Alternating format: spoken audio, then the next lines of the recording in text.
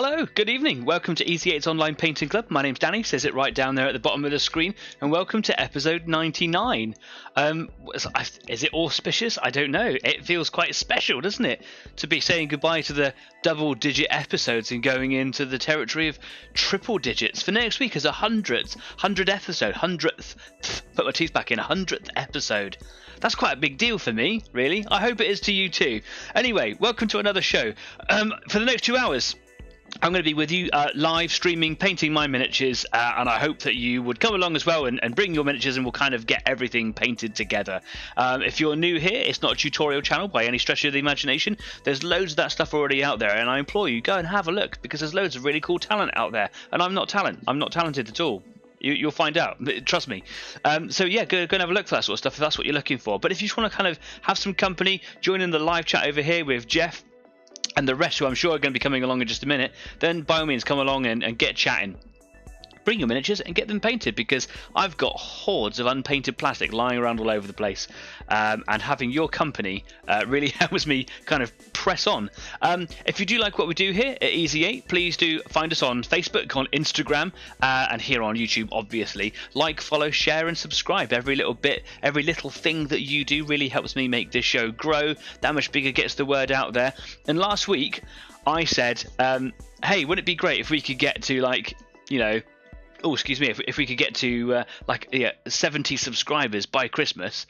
Suddenly I had 4 of them. We're up to 68 now, and that's really cool. So apparently if you ask, you get, which I think is great. So thanks very much to those of you that have recently subscribed. If you are new and you haven't just been like lurking around in the background just not subscribing for a while, if you are new, thanks so much for subscribing and coming along and joining the community. That really means a lot, so thank you very much. And if you are older and you just haven't subscribed, thanks anyway, because it really helps me grow my ego and makes me make better shows. So thanks very much, I really do appreciate it. Don't forget, tell a friend or go and find someone randomly in the street, tell them all about Easy 8 so that we can get 70 subscribers by Christmas. That would be awesome. 70 subscribers by Christmas, officially asking. That would be cool. Anyway, if you're painting something tonight, I'd love to hear about it. I really genuinely do. So if you are working on a project this evening, you can talk to me about it in the live chat over there, or if you're watching a little bit later on playback, then let me know in the comment section just down there, because I genuinely am interested and I like to follow all of your stuff. So yeah, and if you want to take photographs of it, you can pop it on Facebook. No longer are you able to like make your own post and put up pictures of what it is that you're working on, but you can find the little the schedule for tonight's show on Facebook, which will be right at the top of the page, and you can just post it as a comment in there. I've been following a lot of your works recently, and I'm genuinely really impressed with everyone's work. It's really great. What am I working on this evening? I am still working on, hopefully tonight, don't want to speak too soon, but I think I'm going to finish those little Termagant critters, my Tyranids that I've been working on for a little while. I got a little bit of time. It's coming up to the holidays. It's been really difficult to kind of find that time that I was really looking forward to this week to get some work done. But I did manage to carve out a few hours yesterday. I put up a few pictures on Facebook, and I got some likes and stuff and some comments going in about that. So thank you very much for the interaction. What I'm looking at doing today is literally just kind of finishing off those tiny little details like eyes. They need to be done. I'm not going to go too heavy on the details of the eyes, because they're such small creatures, such small miniatures, that anything that I spend time doing will just be lost, and they're not the best miniatures in the world anyway. I've spoken about why they're not in previous episodes, but they haven't been really looked after since they've come off the sprues, really. Not my fault, part of it is, I suppose. So yeah, I'm going to be basically putting those little eyes in. There are 3 eyes on per creature, because there's 1 on the gun and 2 on the head. Then I'm going to be doing their bases. I've got some special stuff coming up about bases. We'll see what happens. Anyway, I'm just going to get stuck on in. You come and join me if you want to. Jeff Laces joining me in the live chat. That's my dad. Hi, Dad. Oi, oi. Cold. Yes, it's really cold. So today, I've increased the size of my text on the side. You remember last week I couldn't see what you were writing at all, and I don't know if it's actually cut your text off at the bottom there. So what I'm going to do is I'm just going to log into Facebook very quickly. Here we go. Here we go. Let's have a little look on here. I'm going to turn my volume down because last week that was weird. Cold in it. Yeah, it is cold in it. And it has cut the bottom of your text off. I don't know why it does that to me. Like, it's really weird. What happens if I move? Ah, now I can see it. Apparently I've just got to move. Got to increase the size of my screen. Weird. Yeah. Okay, cool. I don't know why it's doing this to me lately. I thought maybe it was because I'd like changed the size, because I'd like made my screens all the same size and whatever. I think that it kind of messed up the resolution. But no, it just seems to be doing weird things to me. Anyway, I can see you at least. I can talk to you. So yeah, here we go. I'm going to take you over to the workbench now. Have a little look over here. So this week I'm a little bit zoomed out. If it's not zoomed in enough for you, I can zoom in actively throughout. So just let me know if you want to get a little bit closer, or if I'm creeping off the side of the screen, because I've been doing that lately. I've been kind of working and I've been creeping off, so I can zoom in and I can kind of pan around a little bit, and I've got the settings open in the background there that will allow me to do that. The reason I've come away a little bit today is because there's some other things that I've got here that I want to sort of show you in a bit. What I'm going to do right now, I'm going to zoom in a little bit. Here we go. Ooh, like that. And we'll see if that's in the right position for me. Otherwise, I end up working over here, or naturally over here somewhere. But I want you to see what I'm working on. So this is one of my little Termagant fellas. Wait for the focus to come in. Move my light away a little bit. Come on, focus. Is it going to focus? There he is. Okay, cool. Yeah, you can see on this guy, there's a little bit of blue in his eye, and I really like that. That's so that's white ink. From Liquitex. I've not really used this extensively at the moment, and it's basically an ink, an acrylic ink, and it's really intense. It's really quite easy to use.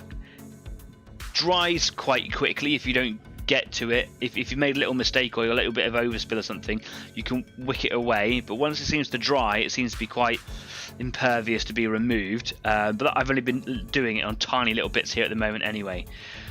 What I did with this one is I dropped a little bit of blue in there, then I put a white dot on top, and I really like that. It was more accidental than anything, because I started by putting blue onto one of them, this guy here, and I was just going to do all their eyes blue. But I wanted to make it look a little bit better. I wanted to kind of up my game a little bit, but these eyes are so tiny, even compared to Space Marines.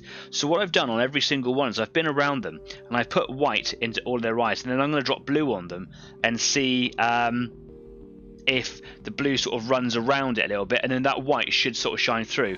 I've got to water the blue down quite a bit to be able to do it, and I'm wondering if I'll get this kind of like the sort of glow, if you like. I don't really want them to have like object source lighting from their eyes. I don't want their eyes to be like lit up, but it just looks kind of cool. It just looks like that there's, I don't know, it just looks nice, right? And on the side of the gun they've got this little eye right here. Again, if I come in with a bit of focus, there he is, and you can see on this one I've whited it out.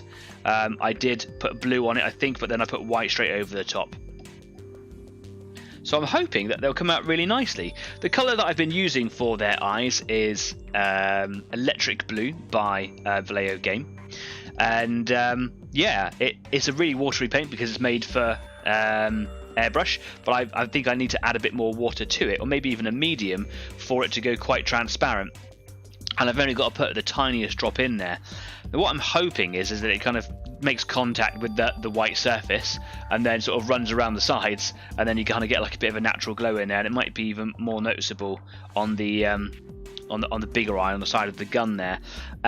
What I'm expecting is it probably, especially on the larger gun, to probably fill those little lines. Again, if I come in nice and close, you can see like little lines around it to make it look like it's, I don't know, sort of like eyelid or something. I reckon it'll probably fill those lines and make all blue in there, and that might be a bit rubbish. So afterwards, what I'll do is I'll wait for that blue to dry. Hopefully the eye comes out well, and then I might come in with like a bit of Agrax Earthshade, which is a really dark brown wash, or even a Nuln Oil, which is a black wash. I just kind of reset that the sort of the feature around the eye basically, without getting it on the eye. And again, I could do that to the eye sockets too. So yeah, and then we're going straight on to bases. I do have 8 here on the workbench, and I've got 16 altogether, but a few weeks ago I stopped doing them on the show because I was just doing the carapace and it was taking me forever. So I still got to do these, but I'll probably do these behind the scenes after the show.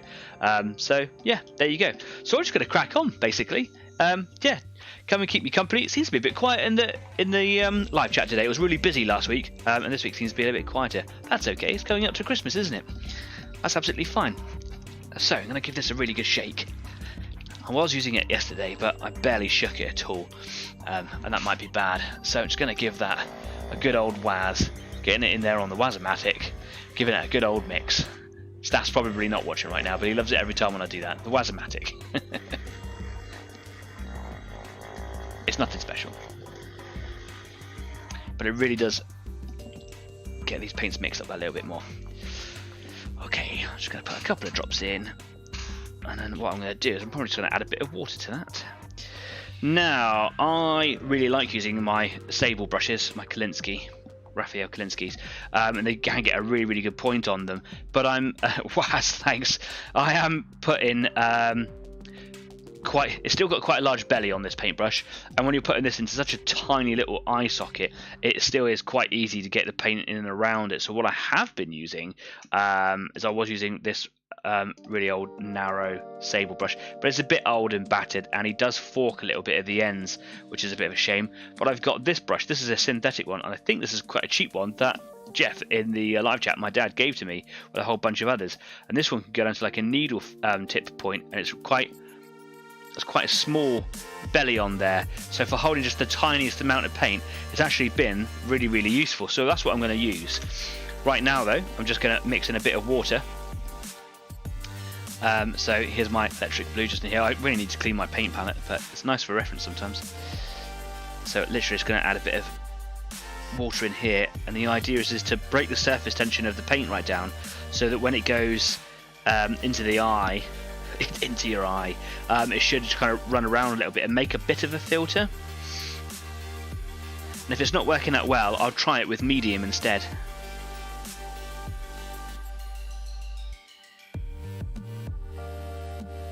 Make it a bit runnier.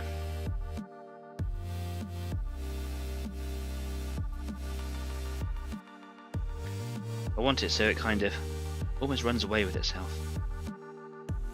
Let's just give it a go. There's only one way to find out, isn't there, if it's right.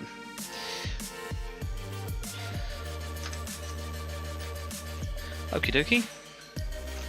Stop my paintbrushes from running away.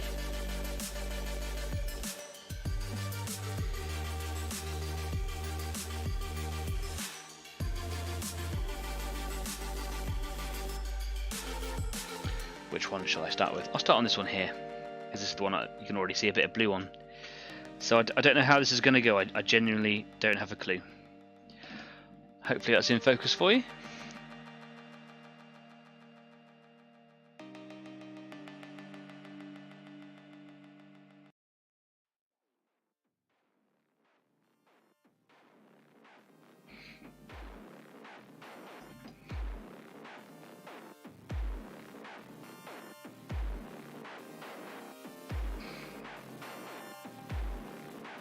Just looks like a pale blue at the moment. What I could do later on is I could come in and do like another coat, and maybe just put it at the edges so there's like a little glow from the outside. Sorry, glow from the inside.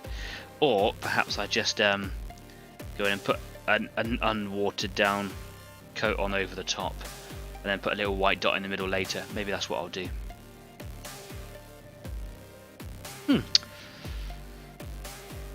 Don't want to spend too long working on eyes, because well, it's just eyes and they're so small on these creatures. Make sure that I'm actually in the shot. What I'm doing right now is I'm just using a clean brush just to pick all the colour out from in those little lines in and around the side. It's not gone so bad actually.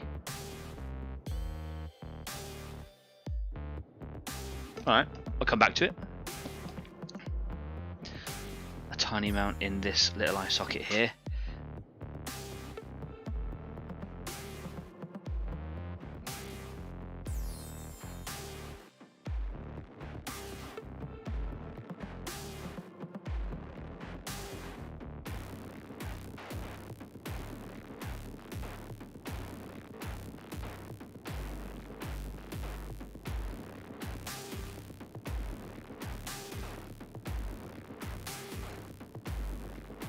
It's okay, that looks pretty good to me.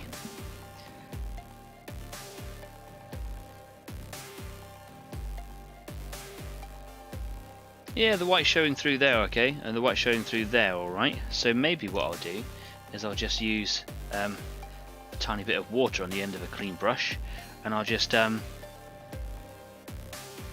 rub it away in the middle, perhaps, of this one.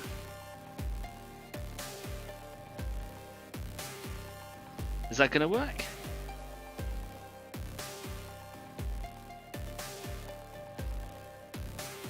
quite stubborn.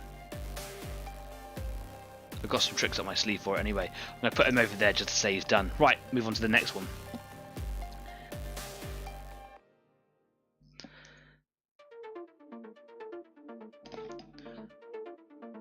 Hopefully that focus stays there. Stay there, autofocus. Move around too much for it to be on a fixed focus.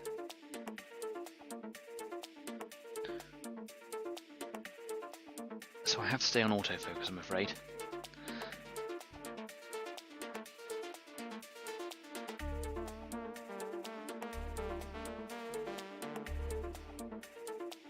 Okay, that's pretty good. Now for the gun eye.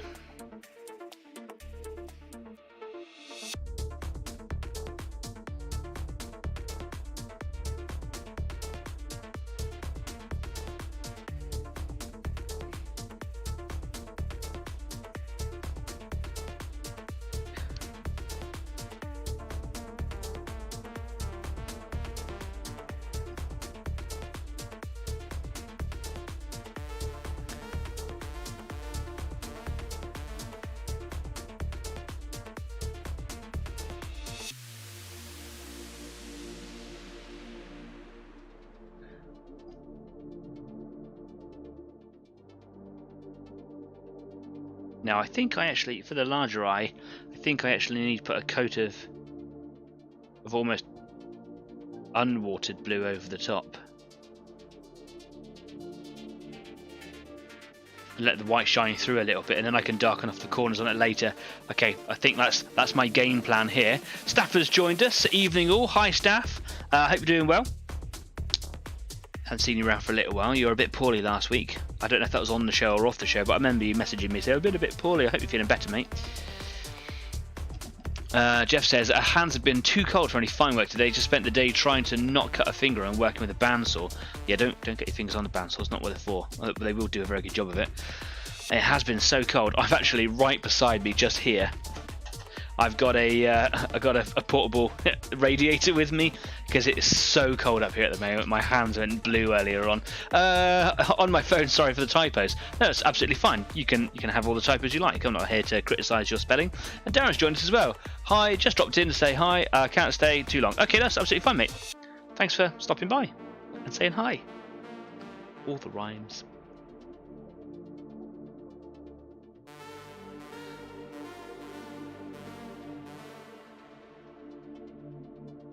I think I've overwatered it now, so yeah, it's going a bit crazy in the eye sockets.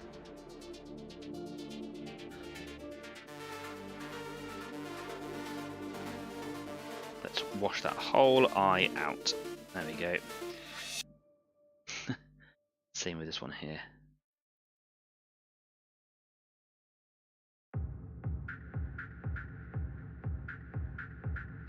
Okay, go back in. I quite like them with white eyes, but I've got some orc models that I actually want to try that on.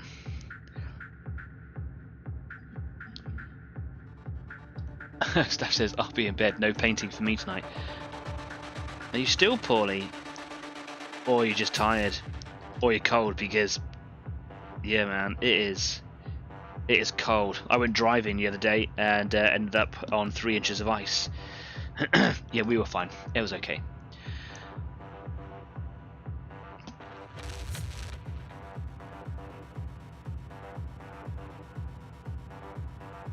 I don't think it's going to get any better. It's not the best one in the world. But okay, cool. That looks good to me.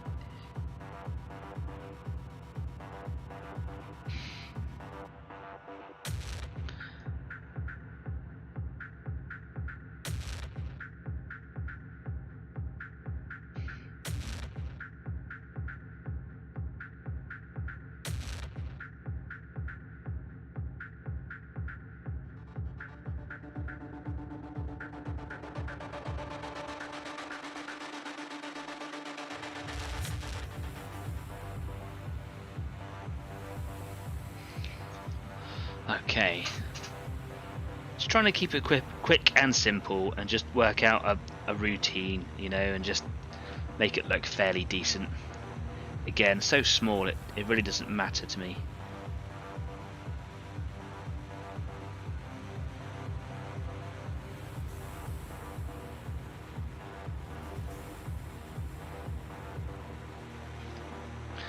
Man flu. Off work today. I feel rotten. Yeah. Well, I was going to say something about man flu, but just feeling poorly is just horrible, isn't it? You rest up, mate.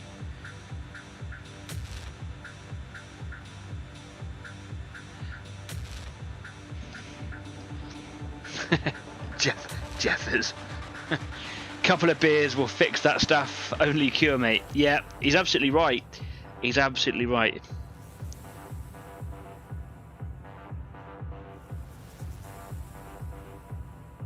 It's the British way. What I did on the last one there, and what I'm going to do here, is I paint on a good coating. It's still quite bright from the white underneath it, and I come through with a washed out brush. It's still got a little bit of the colour in it, so that might actually help. And then I just sort of rub out the centre, and just makes it look a little bit brighter in the centre.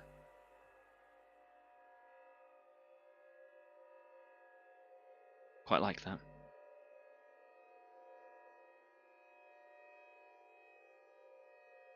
Just picking up any runaway there from in the little creases around the side of the eyes. And I'm using a fairly undiluted paint now. Watering it down wasn't really having much of an effect on these tiny little details.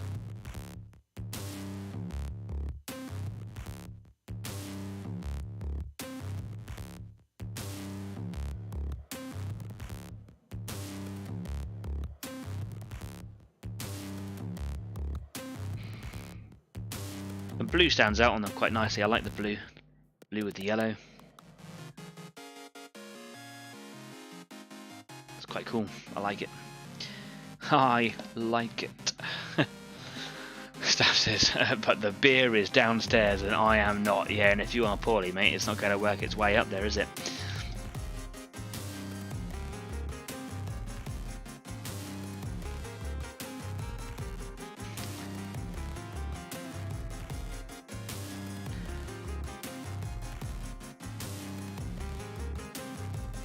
You'll notice that I've done the tongues on these creatures as well. That was literally just going over with volupus pink. It's a very hard word to say because I don't think it's actually a word. Volupus pink. It's a contrast paint, and it's a very rich pigment paint. And just one coat of that seemed to do the trick. It's a very deep purple. It doesn't go into the violets. It's a very deep purple colour. And yeah, it makes their tongues look really cool. Again, I haven't done a very good job on any of these Termagants, so I wasn't spending ages and ages doing it. I just wanted a little bit of colour on them nice and quickly, get them done.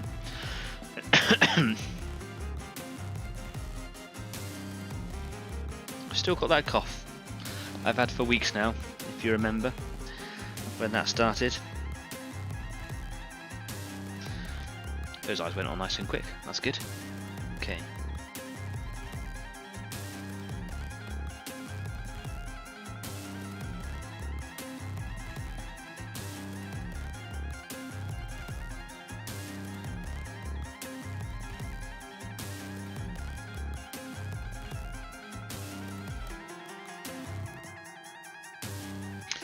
That's perfect, that one there.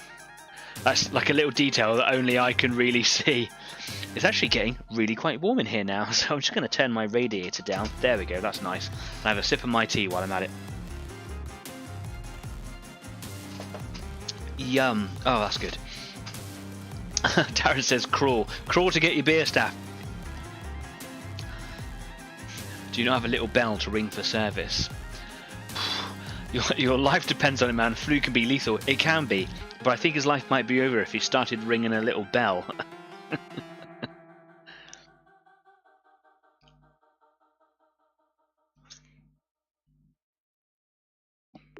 Get the kids to do it for you. That's what they're for, right?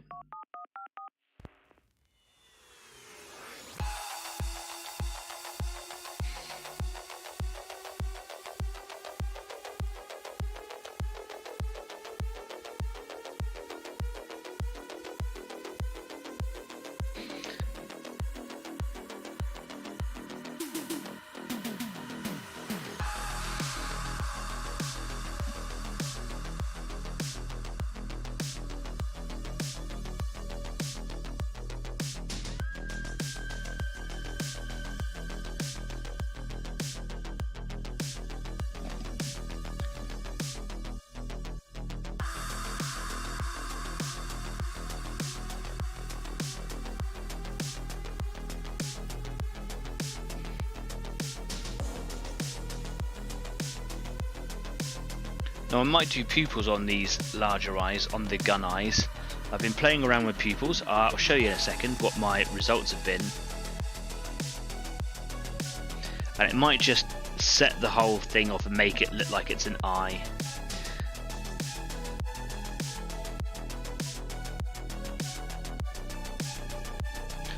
The problem is it may completely negate the need to have a highlighted eye. That's another one of those eyes that's gone really well, so the white's really showing out in the middle there. Don't know if you can see that by bringing him in nice and close. Wait for the focus. Don't know if you can see that at all. But it's looking really good. And I might do like a little dot pupil or a little slit pupil. I was practicing with slit pupils on my Tyranid, which is my really large gun carrying beast. It's nice and big. I just practice all my colour schemes and things on it. It's not fit for the tabletop at all. Well, I could use it for the tabletop, but I don't. Because he's a mess.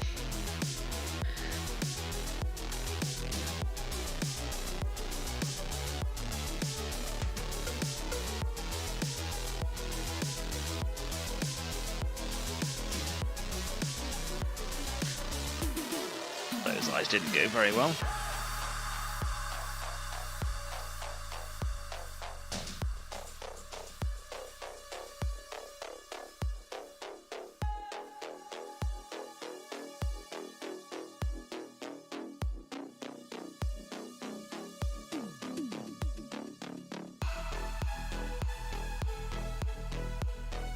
Let's give that last one just another try.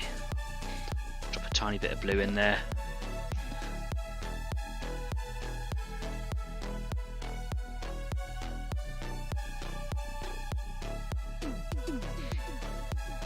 Yep, that'll do.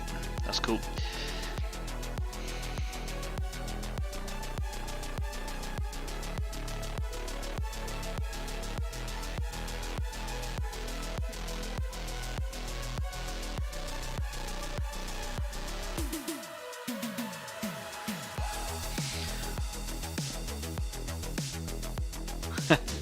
There's always comments going in.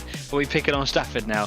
I will crawl down at the break and grab some rum. Apparently that cures most things. Correct, it does.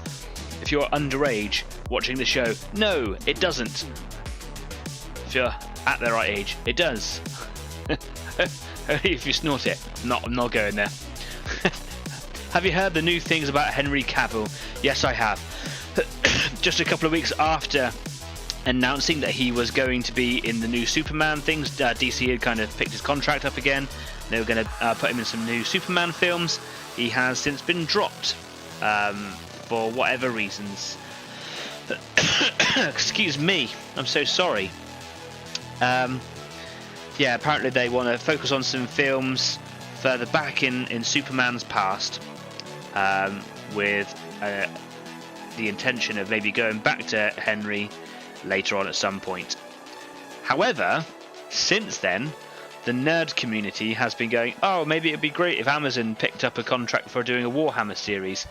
And there seems to be an awful lot of very serious looking posts going out within a couple of hours saying that that is what's going to happen.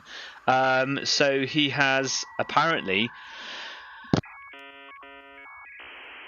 That's an annoying cough. Apparently he has agreed to a contract for doing a Warhammer series. And like Staff says there, apparently he's got a director lined up. Yeah, I've been watching it all day. It's a real shame, says Darren. I like him as Superman. Yeah, me too. I think he did it very, very well. Shame, but you know, this is Hollywood, isn't it? Hey. Keep on drinking. Push that cough down. Right. All the blue is on the eyes. That's a little bit of it done now. Let me show you on this massive model here. This is my Tyranid. Ignore how ugly it looks. So you can see here, and if you move over to Facebook as well, you can see a little post I put up on there. Look at this eye that I've done on the side of this gun. I was able to use two different blues. Let me bring a light in, maybe make it a bit easier to see. I used two different blues on here to kind of give it some sort of depth, but I was also able to put a tiny little slit pupil on there. I didn't know if a slit pupil was a good idea or if a dot pupil was a better idea. What do you guys think about that? And is it worth doing a pupil on these little guns? Would you think maybe a slit pupil is better, or do you prefer like a dot pupil? What do you guys think? It's one of those things where I can't really decide myself. It won't take an awful lot to go over these and put like a tiny little pupil in them.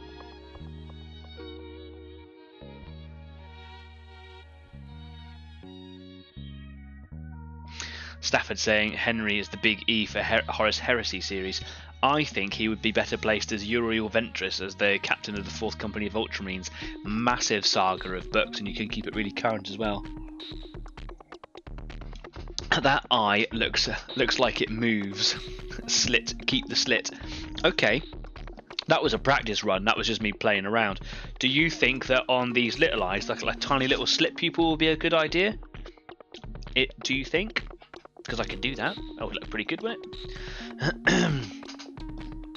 40k TV ideal, says Darren. Yeah, I mean there is Warhammer Plus, isn't there? It's his own streaming service where you can see all the comics, all the cartoons. Sorry, all the comics, all the cartoons, and there's loads of stuff on there. Darren says definitely Jeff Slit looks most alien. Okay, cool. Do you know what? I'll do that now then. Now then. Here we go. Black. And Staff saying as well, Slit hunters have odd-shaped irises. Okay.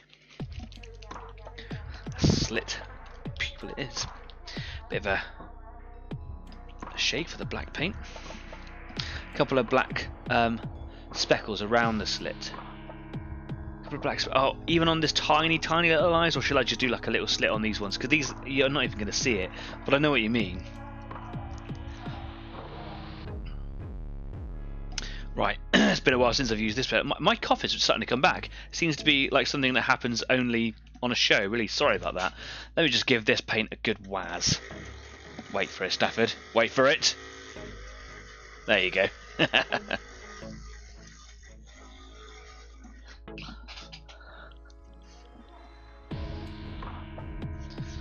I've been finding bits of pigment in my palette, and I'm trying to avoid them with my brush because well, it gets everywhere and changes the colour of your paints. So okay, I'm going to add just the tiniest amount of water just to make this a little bit more workable, and I reckon that will probably be enough.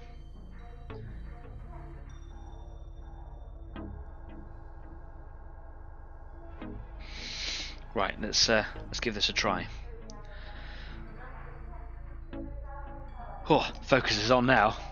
Stop shaking and just waz it. I wazzed it, man. I wazzed it.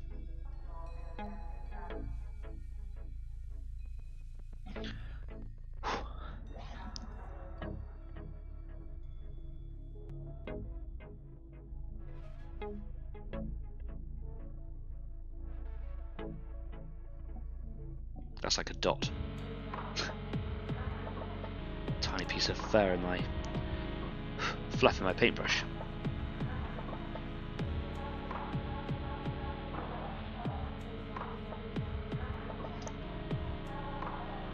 That looks right, doesn't it? That's actually just a very large dot, to be fair.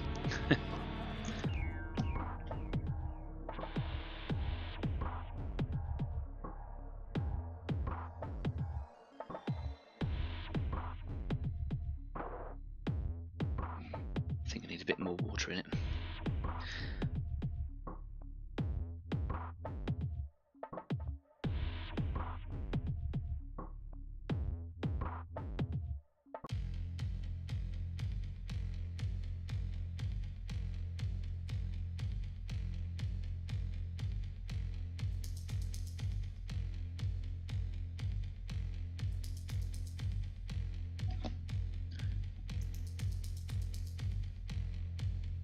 I think that looks cool. Makes it look like it's an eye, if you want my opinion.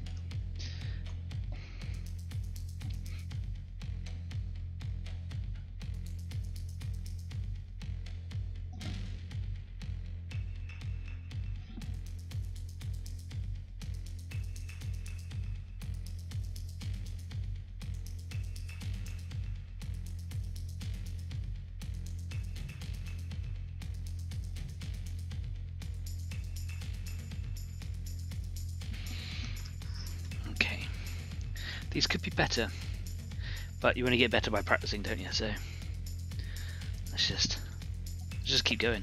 I bet you by the last one it'll look really good.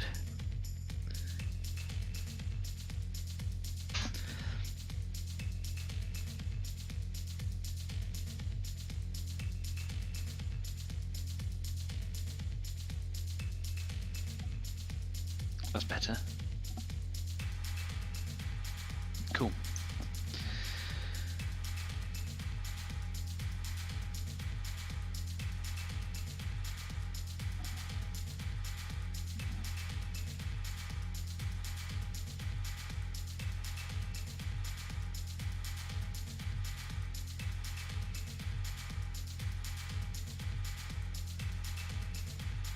Looks right.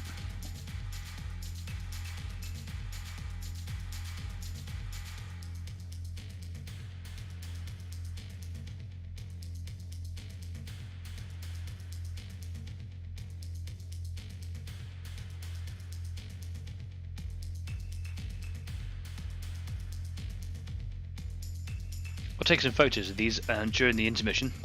I'll put them up on Facebook so that you can have a little look up close.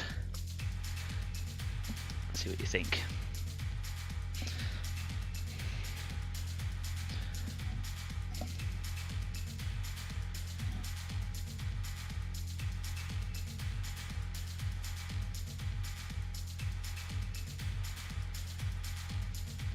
It's all about the depth perception for me, really.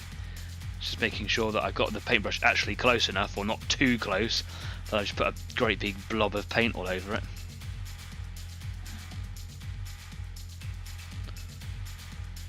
Come on, focus, there it is.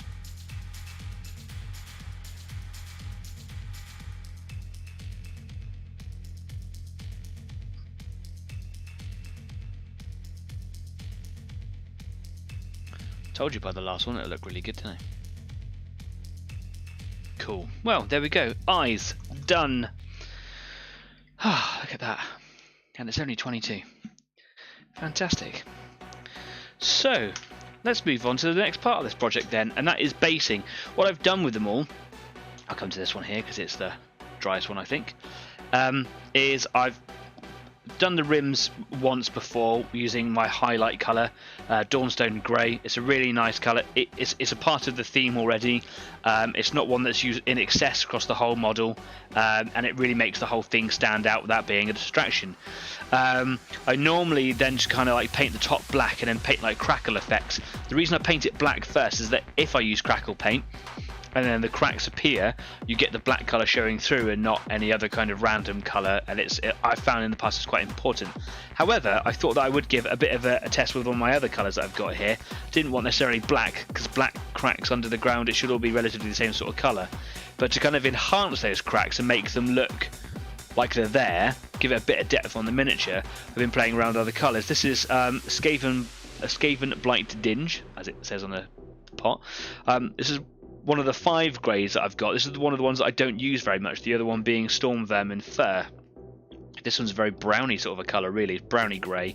This one here is like a darker version of it. And I haven't been using these very much, and I've been wanting to include them because I quite like them, but they look out of place on the Tyranid itself. So using a bit of Skaven Blight Dinge is actually a really good colour for the tops of the bases, for being underneath all the terrain. For example, I was playing around with it. I've got this little base here that I test around different colours and things. So this is actually the colour. I quite like this.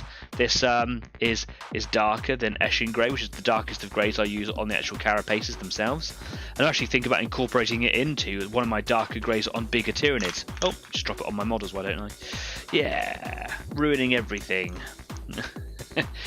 So it's a really nice colour to use, and it means I can highlight other colours as well. And I would like to use Storm Vermin Fair as a bit of a random highlight colour on some of the bases too. When it comes to putting texture paints and things on them, you can see that some of them have already got textures on them. That is because these were previously owned. This is why they're all in bad shape, really. So they've kind of got their own flock and things already on there. I've just painted straight over it. It'll just add to the textures.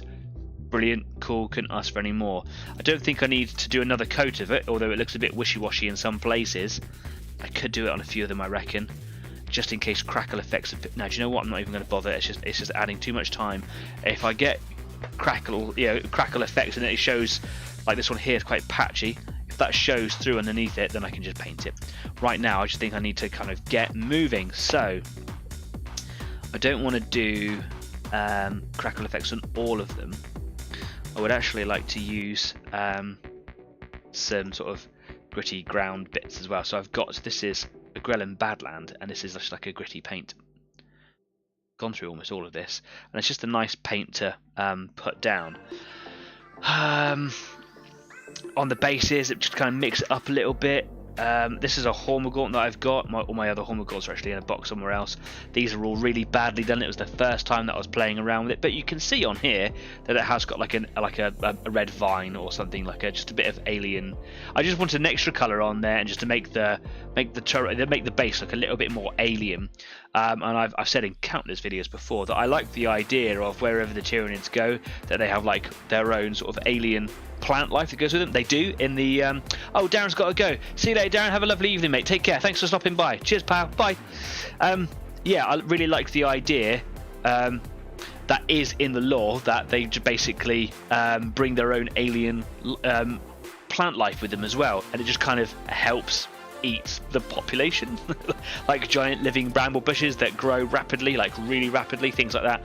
So I just like the idea of making them all red, because, well, I'm obsessed with H.G. Wells' War of the Worlds, and it's got the red weed in there, but the colour like kind of balances with the yellow really nicely, and it was just, all that is just a bit of modelling putty just rolled up into a little snake and then just plonked onto the base, and then painted red. So I am going to be doing bits of that as well, and maybe some acid pool bases on them too. So I'm just going to kind of pick some creatures, and I'm going to do some effects on some of them. So not every single one will have a plant. Not every single one of them will have an acid base. Not all of them will have crackle paint. Just kind of make it look a bit varied, basically. So just going to scoop out a bit of this Grelin Badlands.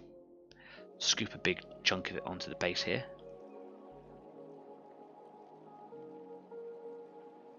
And I really wanted to finish the Tyranids today, these particular ones, because it's just one of those things, just 8 little miniatures that have been taking up far too much of my time. And I'm awfully proud of them, so that's why it's taken me so long. Proud of all my miniatures. I get very precious about them, and I don't think I'll be able to get them all done today, but if I could get one, I'll be really happy with that.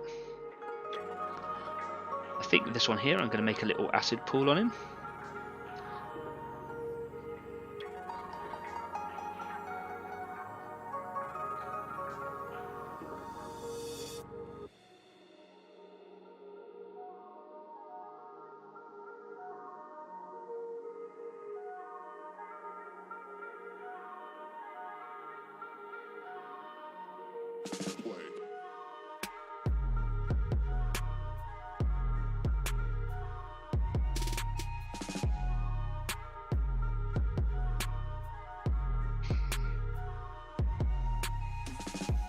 One of the reasons I don't think I'm going to get them all done today is because it's really not the best environment at the moment for things drying, but with my radiator on in the background, I might be able to help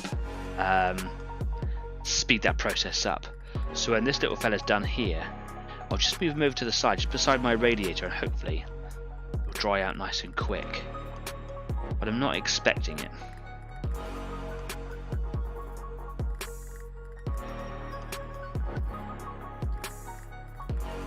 This is also one of those models that's got quite a bit of texture already on him, so I don't have to go crazy with this. It's just about making sure that there's no base flat bits on him. What I mean by base flat is the bases are really just flat bits of plastic, aren't they? And if you don't put anything on them, it looks like that's what they are. So yeah, I say don't do it. I like my bases to tell a part of the story.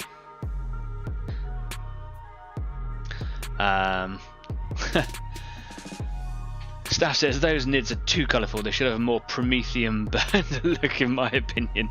Staff says, Jeff says, a what? Touched by the cleansing flames of Prometheum.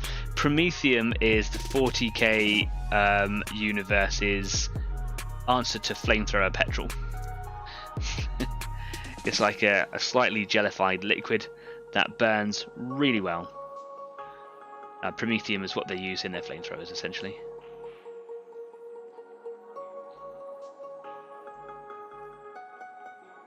So Staff is basically saying that I should paint Molotov Tyranids. So I'm going to see if I can build up a big-ish pile on the side of this base here. And then I'm going to push a big divot into it, and I'm going to make it into a bit of an acid pool. Or maybe I won't, because I don't like that on my Hormigaunt models. Unfortunately, I don't have any to show you here. But basically, I've done very small puddles, and I don't think they look all that great. So what I might do is I might find some of my bases that have got smooth, flat edges, and I might turn the whole side into an acid pool.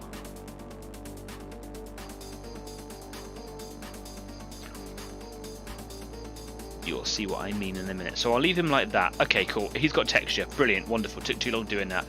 Hi all, says Kez. Hi, Kez. Jeff's still not getting what Prometheum is. How you doing, Kez? You alright?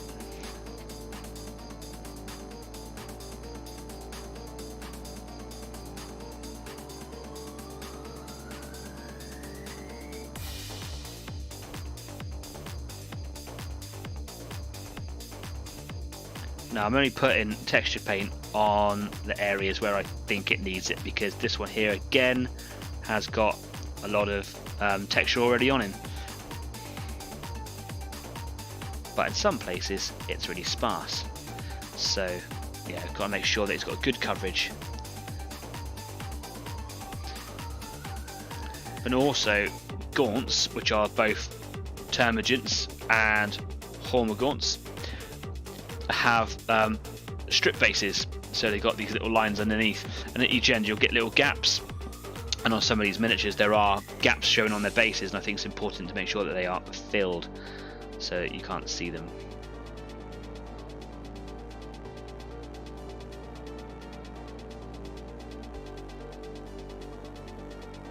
I could put a couple of rocks on some of them as well.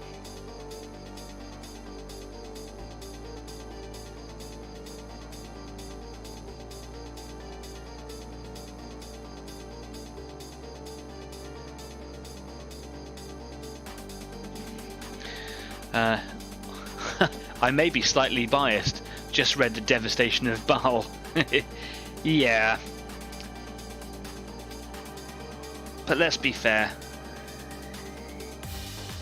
If it was just Space Marines versus the Tyranids, you wouldn't survive. They just keep on coming, man. That's the whole point. That's why I like them. You know, getting away from them.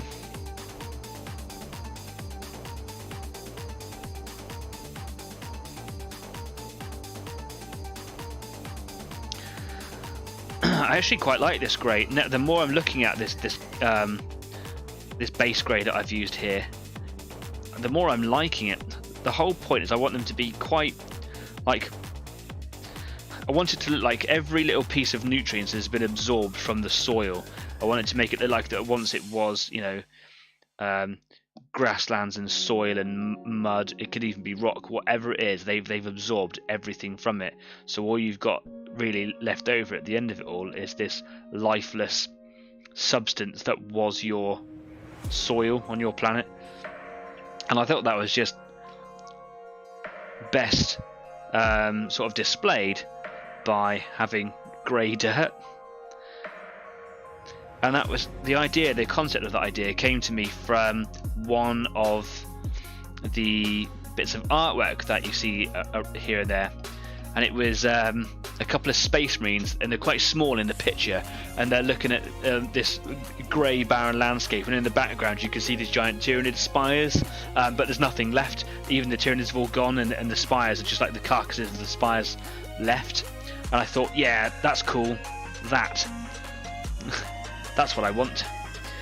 So this one here has no texture on that base at all. So what I'm going to do, on one side of it, I'm going to put this texture paint, and I'm going to make it look like he's running along the side of acid pool.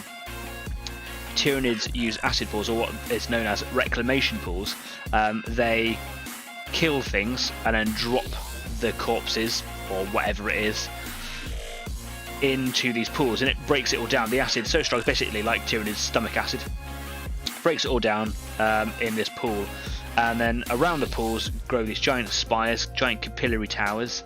They are like huge armoured structures, and inside are basically a giant drinking straw, if you like, that goes right up to the atmosphere, and then the giant spaceship things come along, as you do, and then suck up all the acid stuff at the bottom, and they get all of your biomatter. That's what they're after, your biomatter, because they're just a giant locust, really. And they get a bad rap, man. So yeah, you get like eating beasts like rippers. You get bigger ones as well. The idea with rippers is that they just live out their entire existence by eating themselves until they can't move, and then they just about throw themselves or get picked up by other Tyranid organisms and then chucked in these acid pools so they can break themselves down. Because at the end of it, everything's going to be broken down anyway, and then the Tyranid fleet just kind of moves on. There's a bit of fur in it, wasn't it? What would a show be without a piece of cat fur? This one's got a little gap at the back of the base as well, so I'm just trying to move this texture paint in. There we go, filled it. Lovely.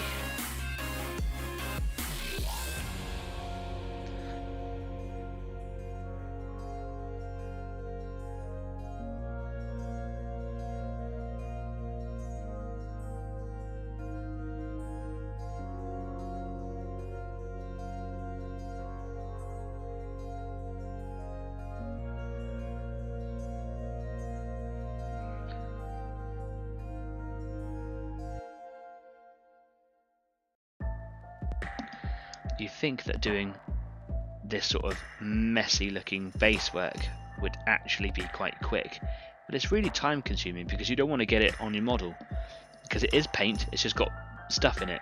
So if you get it on your model, you're going to be like undoing all the work that you've done, so you want to be careful. And also, do you really want mud all up its legs? There is an argument to do that, of course, but I don't want that on my creatures. Not today. So what I've done here, just clean that little bit off there, to wipe this bit along here. There we go. What I've done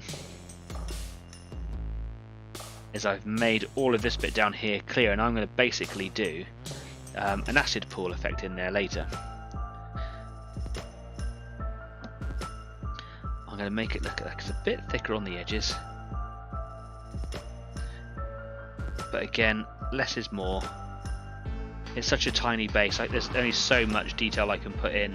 I'd like to make it like this big sort of rim around a crater, but that would be lost if I tried to do too much.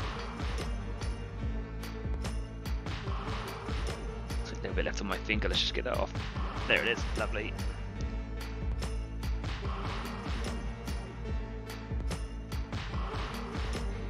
Cool. Just clean that off the end of my palette, it's just get a bit sticky. Kez says, I am good, thank you. You watched a video earlier about what to expect in the upcoming Battletech Kickstarter. Very exciting. Oh yeah, you've been following up for a while, haven't you? That's the Battletech Alpha Strike Kickstarter, I assume. What's in there, pray tell? And how many more mechs have you got to paint? You must be getting somewhere through your collection by now.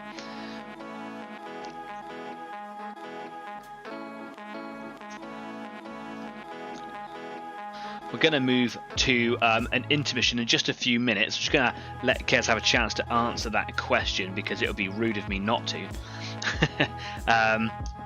Yeah, and then I'm going to have a quick break. And because it's a Friday and because it's my holiday, I might go and grab myself, you know, an adult drink. Naughty.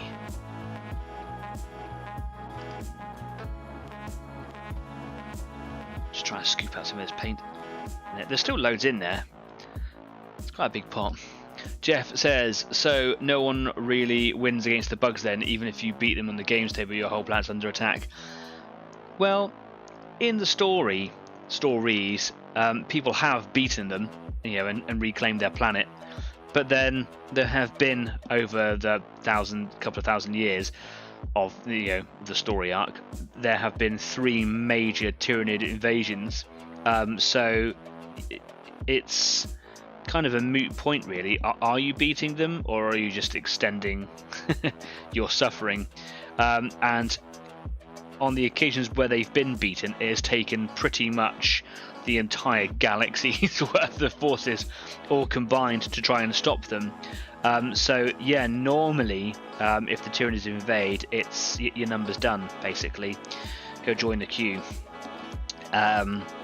So yeah, in the novels, and it made it through into some of the game lore as well, there is a branch of Space Marines where it's called the Death Watch. It's basically national service for the Space Marines. They all come from different armies, and they all kind of work together, and all like specialists in alien hunting stuff. There is one Inquisitor called Inquisitor Cryptman, for those of you that wanted to know, or for those of you that do know. And he's like the specialist in fighting Tyranids. He's considered a bit of a radical by the rest of his peers, and I think has actually been like put on a wanted list because he's a bit of a mentalist. But basically, if your world becomes it gets under attack by the Tyranids, he comes along and destroys your whole planet, and maybe every other planet in the sector, because it denies the Tyranids their biomass, which stops them from getting larger. So basically it's a fire break. So yeah, he might come along and blow your whole planet up. And in one of the novels, Ultramarine novels, and this is going back to the Henry Cavill conversation that I was talking about earlier on, the Ultramarine saga of novels are really, really good, and the main character is a Space Marine captain called Uriel Ventress. And he used to work in the Death Watch. He's done a couple of terms with them, so he knows fighting aliens, and he goes to help out a world with his whole company. He's got like 1,000 Space Marines, and they all turn up. Sorry, 1,000 Space Marines, 100 Space Marines. They all turn up, and they're kicking butt. And then the Inquisitor shows up with his Death Watch Marines, and he's like, I'm going to blow this planet up. And the Space Marine captain ends up having a massive argument, saying that they are, basically they're considered angels by normal human beings, Space Marines, because they're so rare. They're so huge. They're genetically enhanced. They should be able to take the Tyranids on. They should be able to win. They shouldn't be going around killing humans, because they were designed by the Emperor of Mankind to help save the human race. So why are they going around blowing people up? And they have a massive argument about it. And they win, yeah, or do they? No, they do. But they end up taking a lot of the planet with them.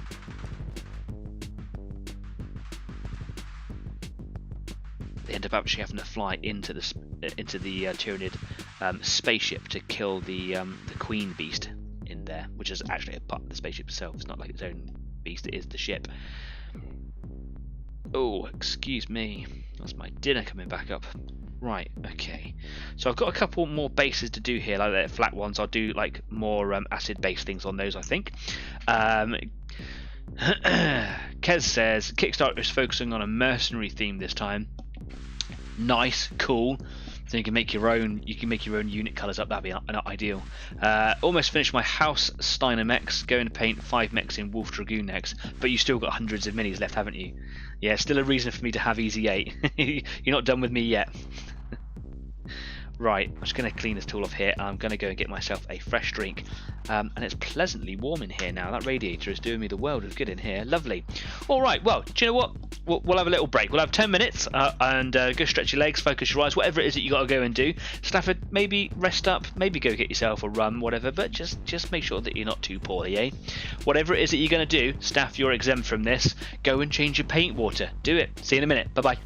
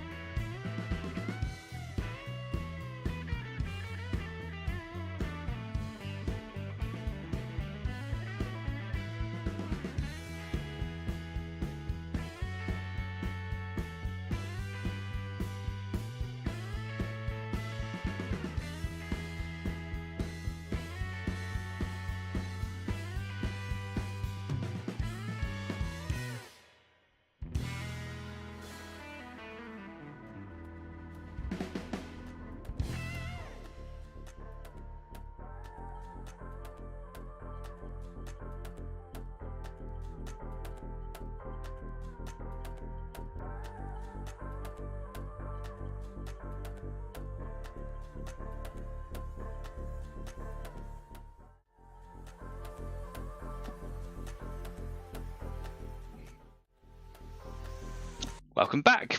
Cheers. Staff says he's back and he's got himself a rum and an ice cream. Eating ice cream this time of year? No, you fill your boots, mate, or your mouth, whatever, of course, or however you want to eat your ice cream. Vodka and Coke. Cheers to everybody out there. For 99 episodes. That's a strong one. Should probably go easy on that before the end of the show. Right, okay, cool. Just enough time to finish off those muddy base bits. And I go downstairs and grab myself a drink. I definitely changed the colour of my water. Do as I say, not do as I do. Gonna sneeze any second now. Nope, it's gone. Okay, cool. That's going to sneak up on me, that is. Right, so yeah, basically I'm going to take you back over to the workbench and just show you what I've got going on over here. So yeah, they look quite patchy, but I'm going to paint them all anyway. I am just waiting for them to dry. That's going to be like the sort of the long process. One of the main reasons why I don't think I'm going to get them finished tonight, and I'm not really bummed out by that. That's just the nature of the paint. So a lot of them have got like their own textures and things on there anyway. So you can see that I've put some sort of texture on this one. And then yeah, where it's dark grey, you can see that's actually just texture anyway. So that's going to be okay. On some of them, I've done like half a base, so I can put other features on here. Oh, that Coke's bubbling up in my throat. Excuse me. Yeah, so I could put like an acid base on there if I want to, or I could put like other effects like crackle paint and things on there. So I could put some crackle paint on here too. And then what I'm going to do is I'm going to start preparing some other bits and pieces for their bases, and I can see what's going to happen. I'll probably end up finishing them tomorrow. And as soon as they're finished, I'll put some pictures of them up on Facebook for you so that you can see. Now I'm going to give this paint a really good shake, because this, we all know this one, you can't really read it down here, but it does say, I think it says like Badlands or something down there, or like Mojave. Basically it's just the colour of the paint, but it's a crackle paint and it's really thick, really gloopy. Give it a really good shake. There's no real point in putting it on the Wazomatic, but just because it comes up on the screen when I do, I'm going to put it on the Wazomatic and just give it a good old shake. Just maybe it does help, I don't know. Wazomatic. How are you feeling, Stafford? Are you feeling any better? Now you've been up and about, or you're just feeling really rotten? Flu is no joke if you've got proper flu as well. And it is flu season.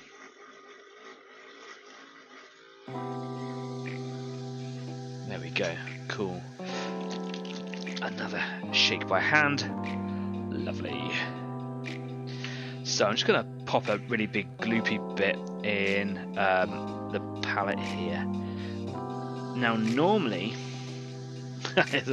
so such a thick paint is actually clogged up in the thing there. I'm just going to got a big long spiky thing. I'm just going to shove that right down in the inside the spout, the tube. What I was going to say there is normally I put this straight onto the base itself, because this particular brown, which is green stuff wells, you need so much of it to get a really good crackle effect, and the only way you can really do that is just by pouring it straight onto the base. But because these are quite small bases and I want it to go in quite a precise way, I'm just going to spoon it on. So I'm just going to pour a load out into my palette here. There we go. Oh, that came out faster than I wanted it to. Uh-oh. It happens. But I think it's got some sort of clay base to it, which makes it really thick. Right, I'm gonna use my army painter brush for this one. I use this one more as a workhorse than anything. And I'm gonna get this one here. Just gonna scoop it up, and you can see that all the colours on here are all different colours, and that's fine because I'm gonna paint over them anyway. And that's what's going to take the time, is because I have to wait for it all to dry before I can paint it, so it's unlikely that I will get them finished.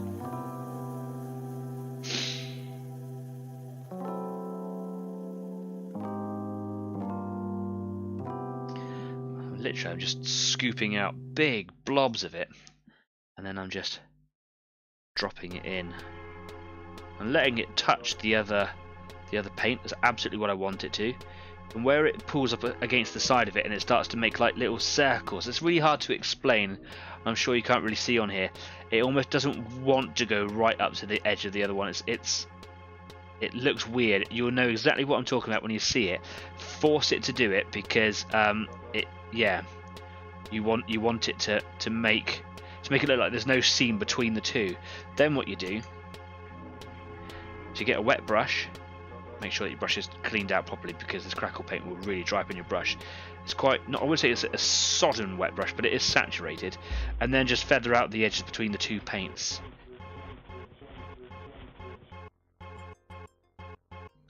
And you're kind of blending the two together. And that's going to give you a softer transition between the two. It'll make it look more realistic.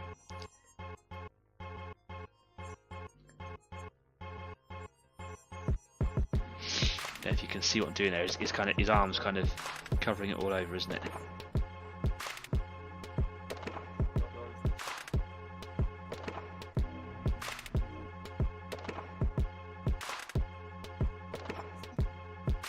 There we go. So that's a crackle base one.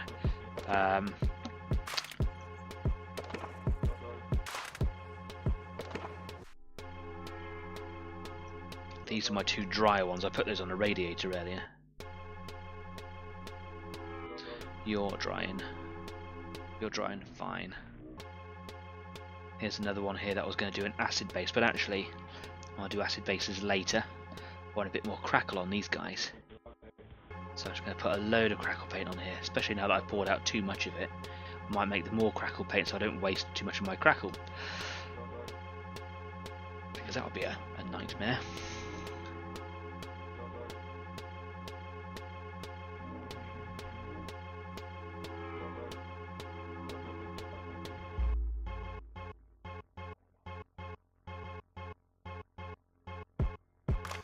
Even when you've covered the base with this stuff, try and make it really thick.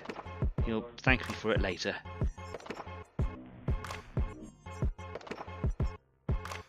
Cool. Wash brush out. And this time I am using a slightly more saturated brush.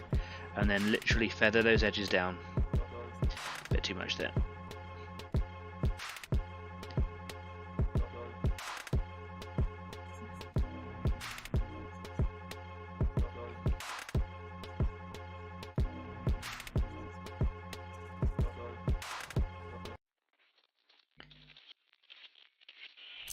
There we go.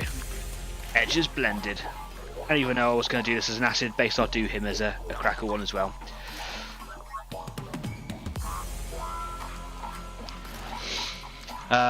Staff says, unfortunately not proper flu, just a cough and a cold, but dealing with it like a man. Yeah, man.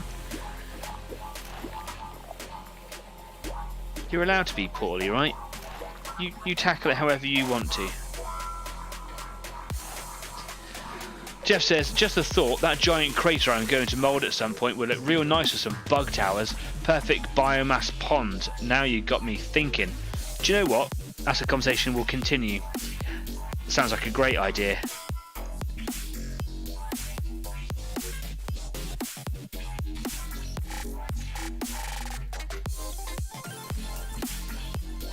I'll show you a bug tower in a minute. I'll show you the problems that I'm having with my bug towers.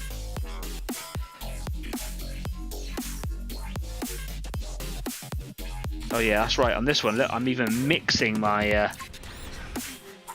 my texture paints. Oh yeah, I'm putting a bit of crackle on the top of some texture. What crazy world we live in.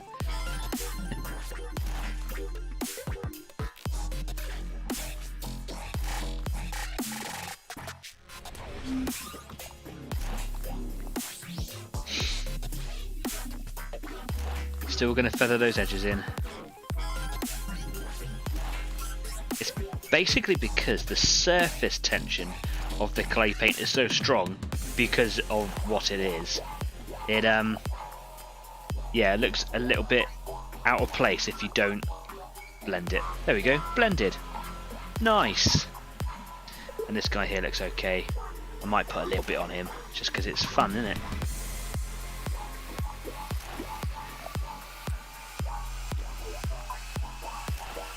Mix those textures.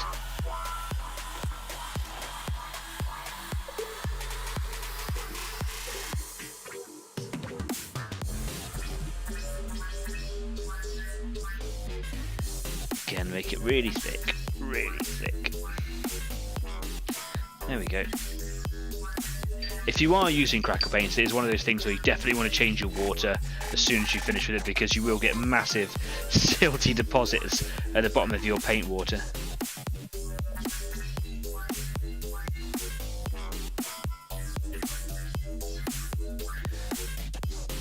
Lovely. Okay, cool. So those guys over there, they all need to dry properly.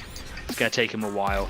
I actually love watching the paint dry. That sounds like really silly, but the crackle paint, I've done this before on the show, bring it back in occasionally and just kind of like show you how it's developing. It says don't speed up the drying process, but I can't see any benefit, sorry, I can't see any you know, negative side to doing that. So if you do fancy like putting a hair dryer on them, it ends up being the same as far as I can tell as just letting it dry naturally. So you do you. What I am going to do is I am going to see this little test thing here. I end up scraping a load of the old sort of texture paint off of it. So what I'm going to do, just to kind of make the most of my the stuff that I've kind of wasted over here, I'm just going to scoop a load of that up quickly. Let's just find an appropriate brush for it. I'm just going to use my big tank brush here. So if I just scoop out a big old pile of that, I'm just going to slap it on. And it just means that, you know, in the future I've got more textures on like a little test thing for, you know, to play around with, rather than having this flat bit of, you know, colourless wood. Make the most out of the mistake. There we go. I don't really care about the edges on that. That's just literally for like testing out different colours and things. It's always worth having something like that. There we go, cool. And I'll just pop that over there to dry. There we go. And wash that out. Not in my vodka and coke. Don't drink crackle paint, kids. It's not good for you. Let me show you one of my bug towers. So I've got an FDM printer, and an FDM printer is basically one of the old-fashioned layer sorts of printers, where you actually have a physical plastic reel. It takes your design and then does it layer by layer, not like the resin ones, which are much better. They have their places, FDM printers. So this is one of my bug towers. I've been playing around with this one, been trying to sand it, I've been trying to put other things on it, I've even given it a bit of a paint down, because you can see the layers, the print layers on them, and that really bugs me, pun not intended. Let me show you an unpainted one, just over here. Oh, this is a really big one, so I've got lots of different shapes and sizes, got little tiny ones. This is the biggest one. This one took 16 hours to print. It's enormous.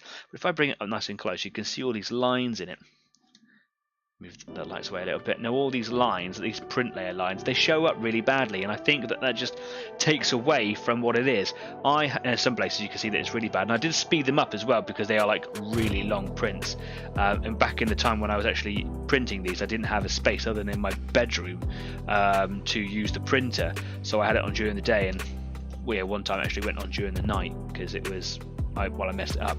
But all these imperfections, they look awful, especially when they're painted. They really stand out. So I've been trying all sorts of things, smearing clay into them, putting milliput on them, green stuff, trying to smear it into all the lines. I've even tried UV reactive resin, which I've got here. Actually putting that on, brushing it on, and then shining UV lights on it. It's fun, it's smelly, but it was fun. And then I just tried sanding it, but because of the shape of it, it's just hours and hours of worth of work.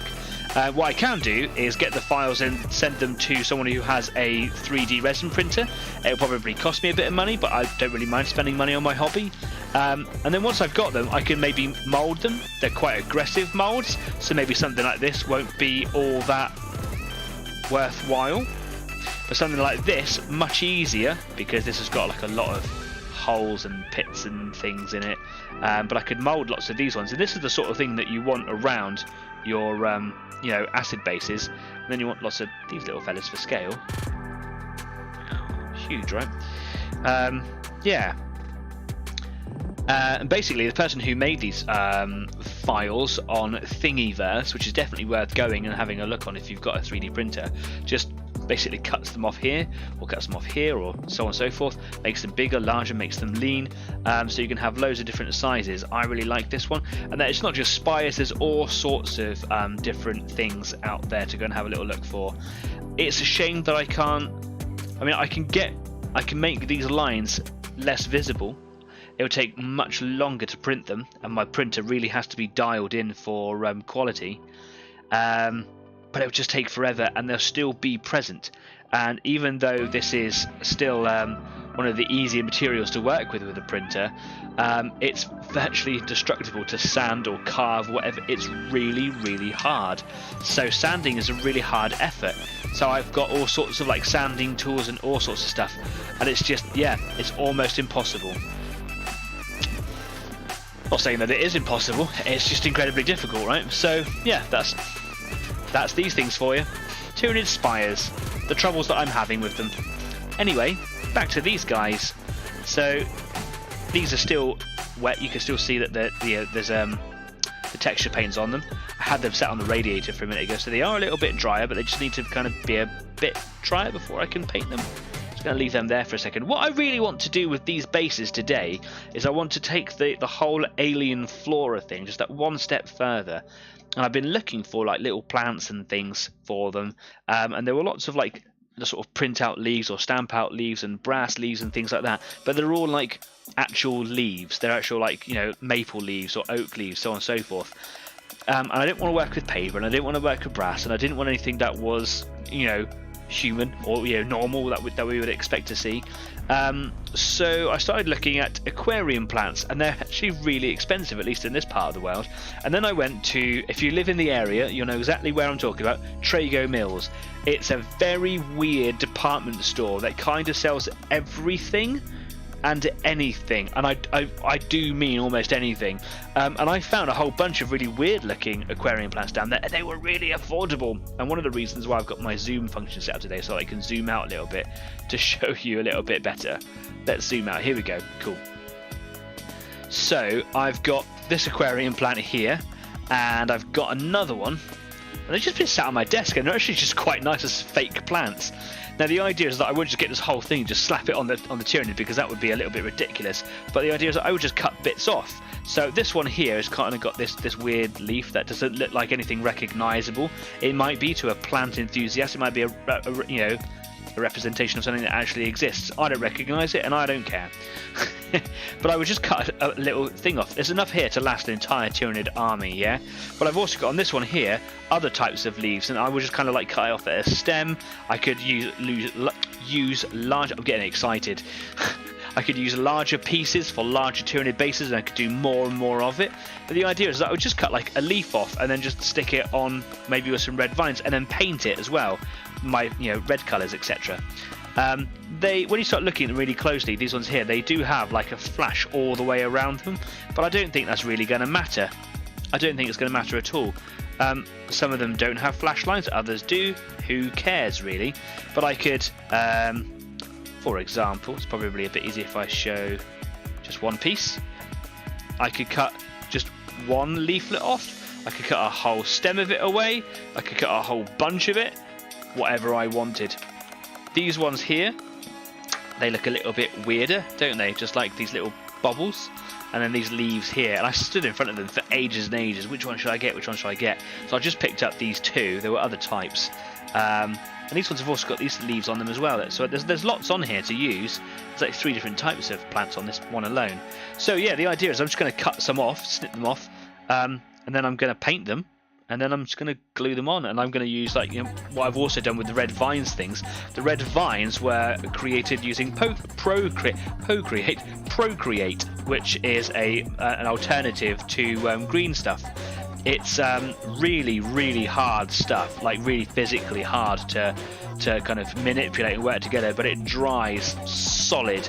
And I have noticed it takes a little while to dry as well, so I'm just going to make up some little sausages of that today, and then when they're dry I'll paint them up, and I'll just basically take one and go, oh, it fits on this base with this creature, and then just plop him on there once he's painted. So what I'm going to do is I'm not going to do all of them. I've got 8 here. What I might do is 3.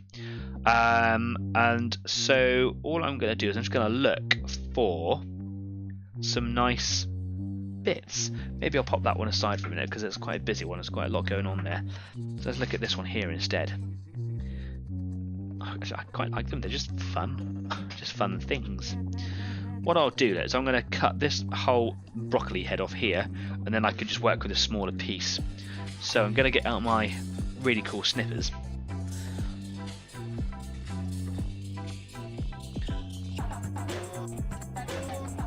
Snip. There we go. Right, move that aside. Easy 8 Horticulture Club. Who knew? See, even this whole leaflet here is probably too much for one little termagant. So I just have a little look to see if they are all the same. They seem to be very similar. What I'm going to do is I'm going to cut this one off here. Snip. You can go over there, mate. Oh look, vodka and coke.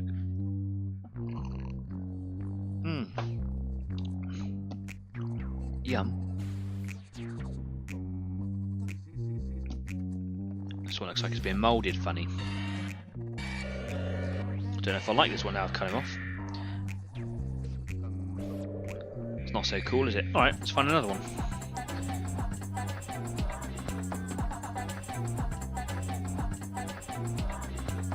Oh look, that one actually just kind of slots on. Weird. Oh look, they actually come apart. Not so safe for you little fishies, is it? They're so fiddly. Okay, I like that one. That looks cool. So I cut them down to like that. That looks kind of cool. Yeah. What other bits have I got here?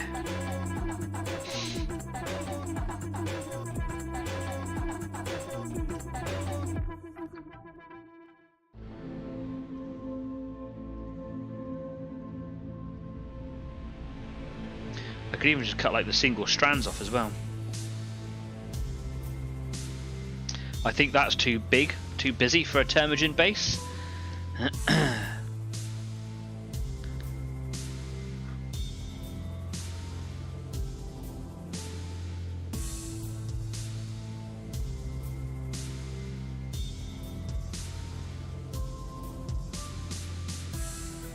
But I quite like this one. That's quite cool. So what I'll do probably is just cut these little leaflets off at the bottom to make it look like a stem.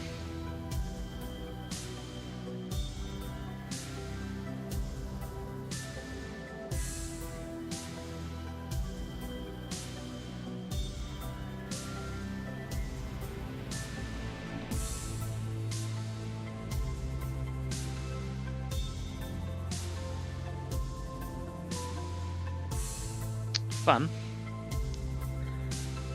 This is the first time I've ever worked with anything like this. There we go.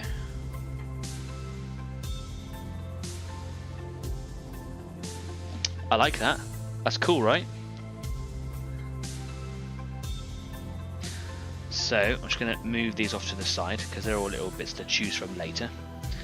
These little bits here, which are just going to go on the studio floor because make a new carpet. Jeff says, I gave you some plants a while back. Was some spiky ball plants and that. Have a look-see. Spiky ball plants. Rings a bell. I'll have a good old look, see what I can find. Are you talking like years and years and years ago? Or are you talking like within the last 12 months? Right, okay. So, I need to paint this, don't I? So what I'm going to do is I'm going to get Gore Red, or Gory Red. Now, if I was thinking ahead, I could have set the airbrush up for this. That needs removing. I could have set my airbrush up for this and spray them, but probably more hassle than it's worth. Let's pop that over there. Let's get a little bit of red gore. Now, I think when I did the other bits, I think I did them red gore and then actually put a little bit of like purple wash on them or violet wash on them, made it really sort of runny. Have I got some tweezers here somewhere? I got some tweezers. Some old knackered tweezers. Tweezers nonetheless. Could probably do getting some new tweezers actually.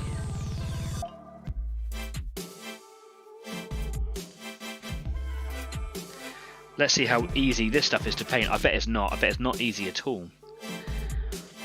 Not easy 8. Oh, he says that. Goes on like a treat. Stop this paint from covering. I'm gonna zoom back in now. A few months back, all in a big bag of bits. Yes, I think I know what you're talking about. I'll have to have a good old look through, I think, at the end of the show. Yes, you're right. There is something, isn't there? Yeah, nice bit of zoom in again there. Here we go. Staff says, Jeff, you can make mini alien-looking plants for his basis. You are a clever bugger. Yeah. Don't want to brag, but the dad's quite a genius when it comes to making stuff. Been doing it all your days, haven't you? I'll also do like a little bit of a dry brush on these as well, make some of the, the fronds all sort of show up. A little bit of green showing through it occasionally is not a bad thing either. Give it some sort of variety and variation. But I'm just in love with the whole idea of the concept of red weed. And if you're not familiar with H.G. Wells' War of the Worlds, back in Victorian times when Wells was writing the book, we didn't really know as much as we know about the Red Planet now, and his reason in the story at the very least for Mars being the red colour is that wherever the Martians were, they kind of had this effect on the landscape, and basically there was this weed that sort of grew wherever they were present, and it was red, and it covers everywhere, and it basically on Mars is supposed to be like it's covered the whole planet, and it just covers everything. The red weed. If you've seen the Tom Cruise movie from 2005, it's something that they deliberately do as a part of their terraforming, which is kind of closer to what I'm trying to get with the Tyranids here. It's actually referred to as tyranniformication. Terraforming. It's kind of cool, right?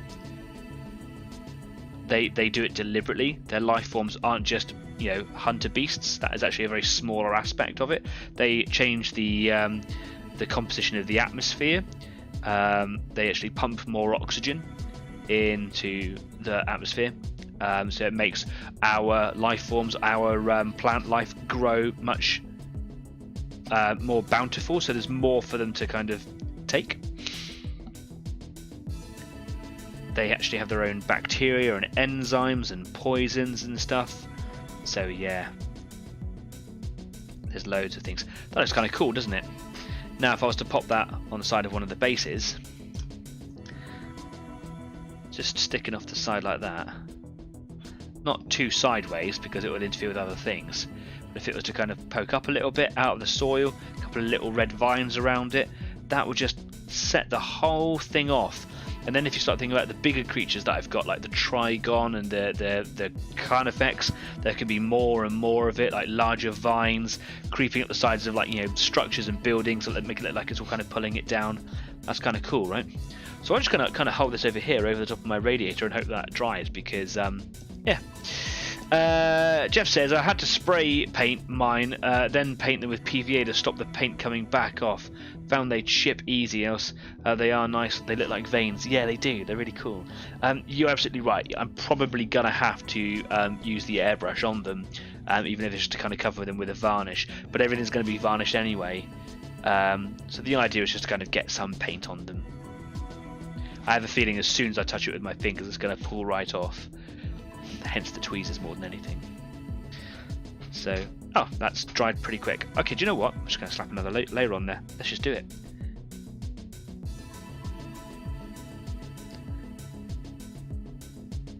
So during the break, I popped out to the kitchen to go and get myself a drink, and it's so cold in the house. This tiny little radiator is so good in the studio. The studio is actually a really small room, but it's right at the top of the house. I'm sure I've said that before, and it just, yeah, east-west facing, and it's just so cold, so exposed on top of the hill. I live in a valley. I live on the top of the valley. So yeah, it gets really, really cold up here.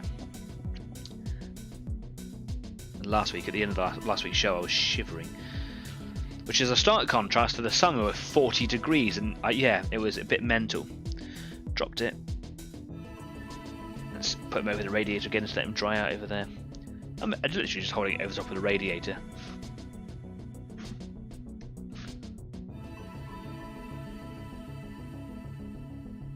And what I'll do is I'll chuck a little bit of violet wash on it, and then I'll give him a quick dry brush with a slightly more orangier red, just a little bit, and then it should just be enough detail.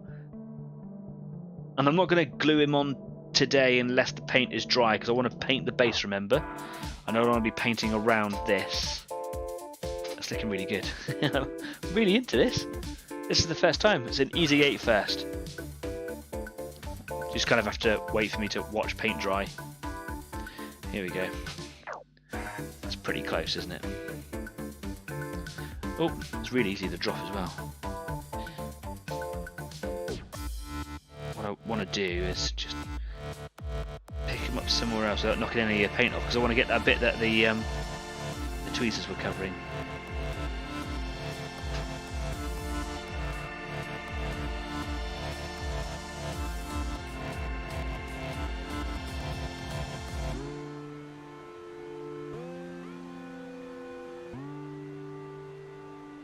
Okay, I'm just going to plop him just down there.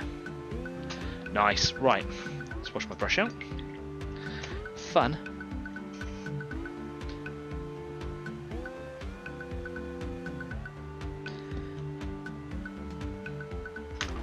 Okay, so got a couple of colours that I can use for washing.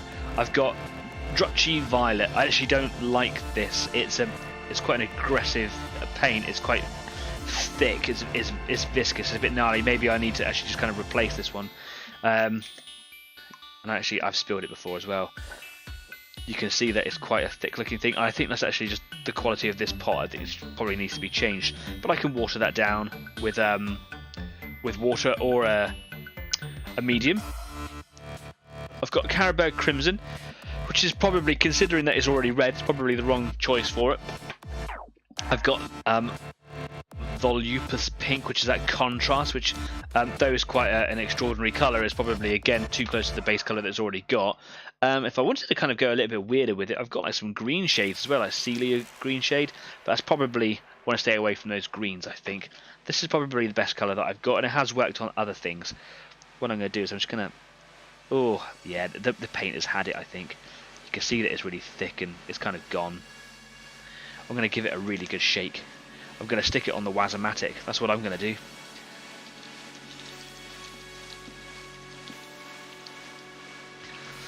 Here we go. Let's give that a go. Putting it on the Wazomatic. I don't think I've ever put a wash on a Wazomatic before. I think the paint's just old.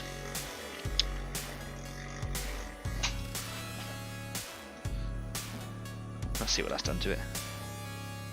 It's pretty much the same.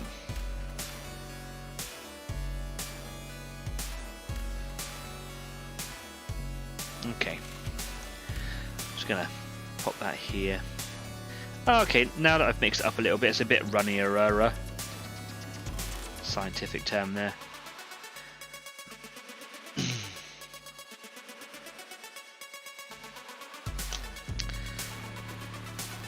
We're going to add a bit of water just to make it not so purple, basically, because if I was to put this on straight away, I think it would just make the whole thing look purple.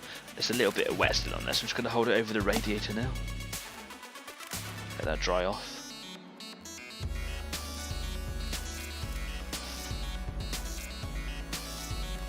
I'm going to paint it on the side of my palette because I think it's just going to be a bit easier. So I'll just bring this in here then. Excuse the state of my palette, please. Just going to hold it there. Just wants to stick to me. Get off.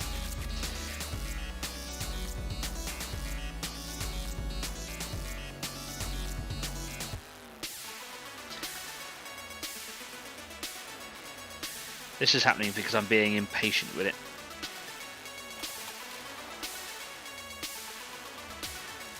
It's just fun.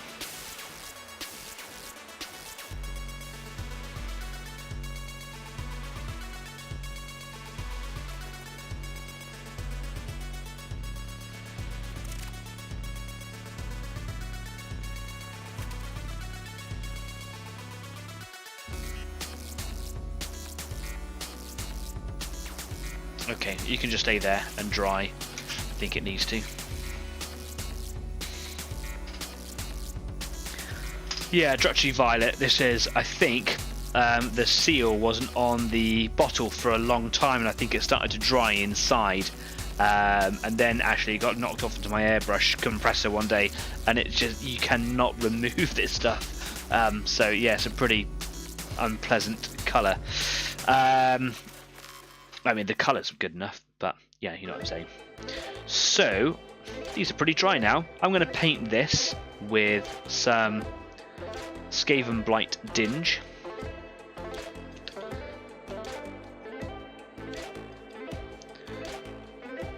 Just going to take an amount from the pot, just going to pop that in the palette. So I can water it down if I need to. I'm just going to paint the whole base of terrain with this colour.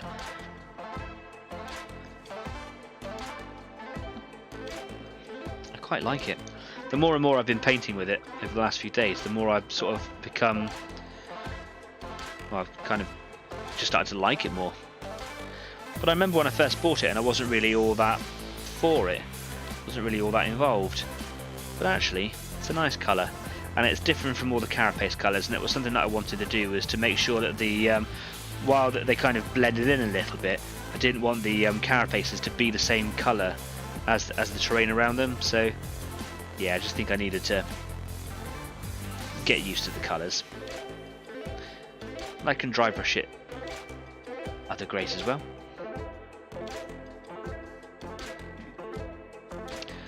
Jeff says, can you mix paint into your crackle paint? That's a good thought, actually. I haven't thought about that. As soon as I finish this base, I'm going to give that a go. And if we don't get any results by the end of today, which I find unlikely considering that I've got this one here that's only just starting to dry now, I will just kind of keep you updated on Facebook with it. Mixing colours or other paints in with the crackle paints. I wonder what effect it will have. I'll do like a 50-50 test on my little test base over there somewhere now.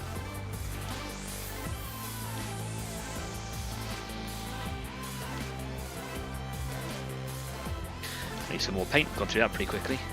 It's actually really difficult to paint onto texture.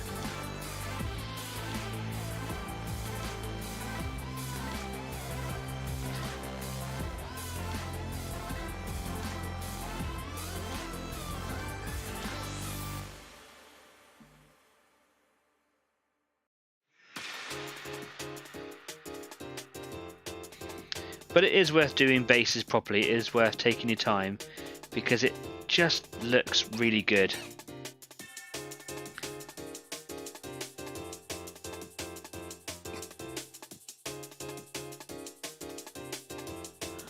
Especially when you got your whole army all done like it and they all look, you know, all uniform.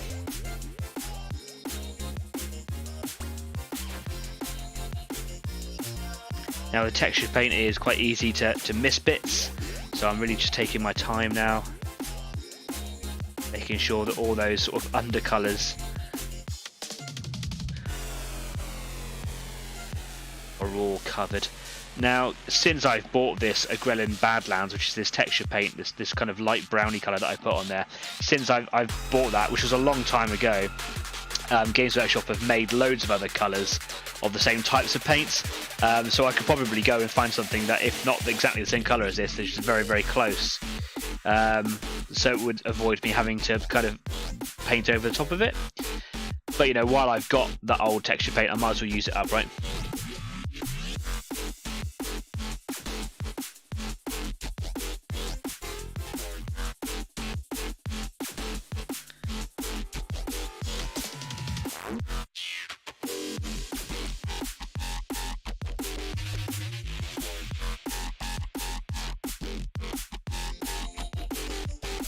Yeah, it's looking pretty cool now.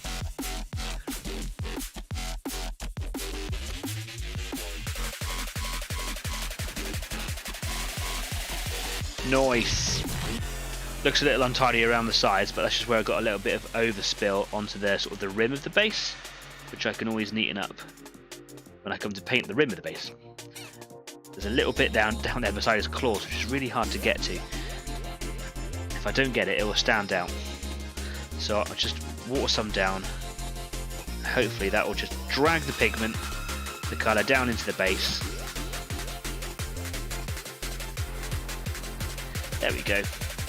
That seems to have got it all. I love doing bases, it's so fun.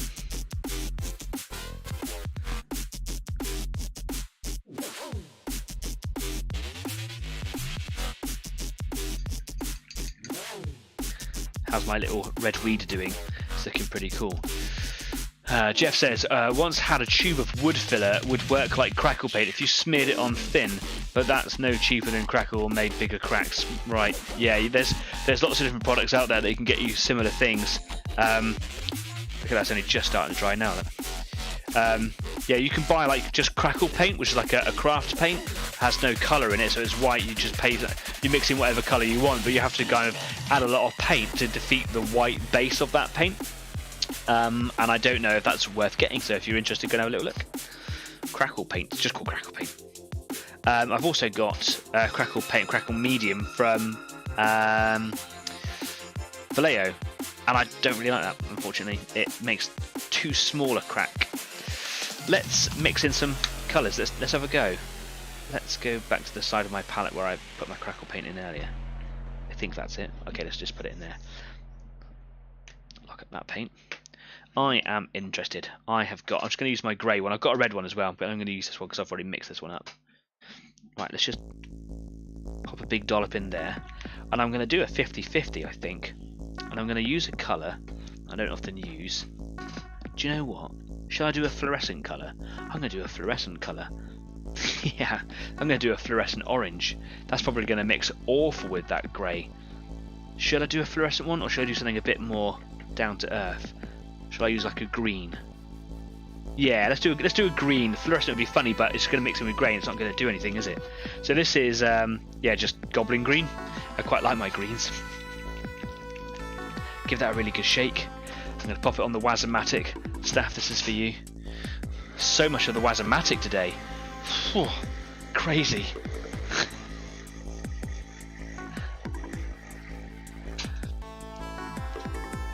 Oh, I was so interested. Just going to pour in a big old gloop of that. Right, I'm just going to bring that into view so you can see it. It's in the palette here. There, okay, 50-50. I'm going to use a crappy old brush. I'm just going to mix those two together. Blur. They're actually being quite repellent. They are not blending well together. Probably because of the more sort of clay-like base of the crackle paint. It's gone quite watery. It's probably because it's an airbrush paint that I've put in there. That's got a weird sort of grey-green colour. It's quite cool actually. And I'm just going to slap it on. I'll just put it on in the middle here. Look. I'm going to put it in thick because you should do. You've got to know your colours, I think, if you want to do this. If this works well, it'll be an awesome thing to do.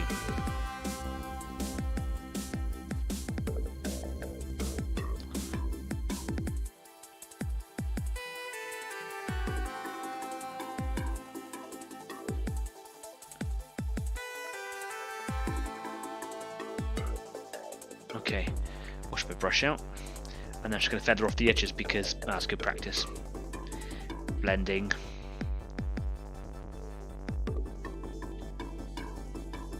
Blend, blend, blend. Oh, this is so fun. Live experimentation.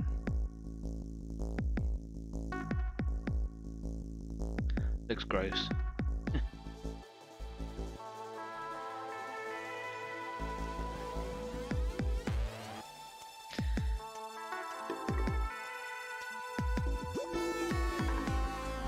Okay, I'll keep you posted. Let's see what happens. Fun. Right, so what have I got to do with this bad boy here? So his base is all painted. He needs to dry. I'm being defeated by drying time. I'm just going to pop him on top of my radiator.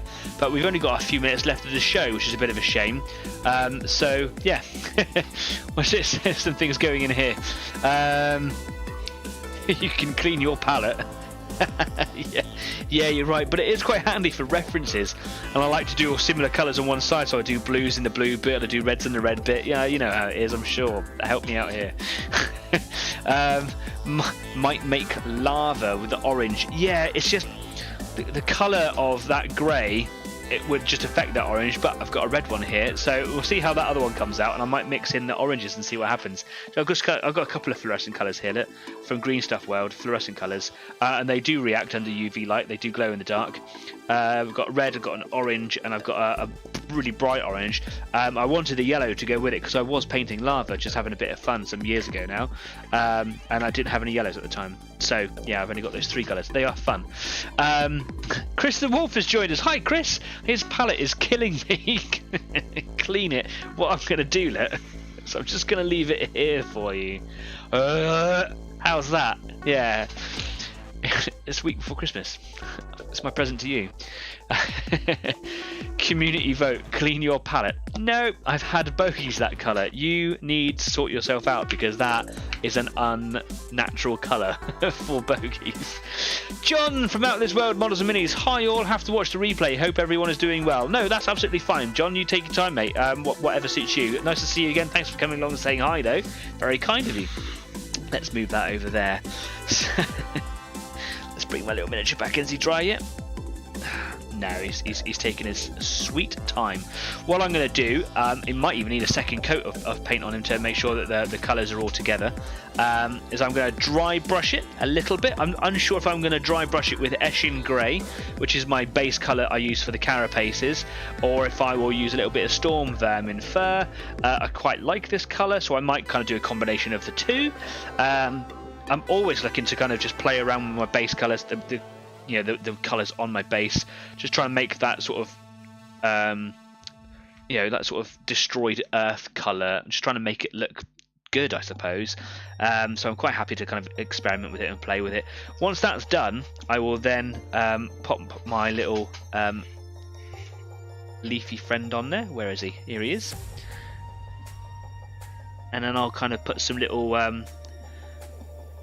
that's looking really good, isn't it? It needs a bit of a dry brush now. I'll pop some little vines on there. What I'm going to do just before the show finishes, so I'm going to do a little bit of dry brushing on that. Now, I had a visit from Kez the other day. Hi Kez. Kez gave me to try her dry brushes. So these are the Army Painter dry brushes that are very, very similar to the ones that you can get from Artis Opus. These, I don't know, are probably going to be a little bit too heavy-handed for this thing here, so I'm going to use some of my softer brushes for it. These are very soft, but they're quite dense, and because of the delicate nature of this, like we were talking about a minute ago, it might pull the colour off of that, so I don't know if these are going to be appropriate for it at this stage. Kez has given me these so that I can kind of practice with this new type of dry brush. Very excited. Thank you so much for the lend of them. I know that you were actually struggling with those techniques, weren't you? Which is why you've kind of handed them over for a little bit. They have come with this little pot here with a little sponge, which you just kind of moisten, and you moisten your dry brushes. So the dry brush term itself is probably a bit of a misnomer. And there's also a little soap here as well for it. I love the smell of that stuff. Yeah, so that's for like a personal project, and I actually do want to get into dry brushing techniques at some point. But what I'm going to do just for now is I'm going to use a nice light soft brush here. I've got a couple. Just try and find the right one.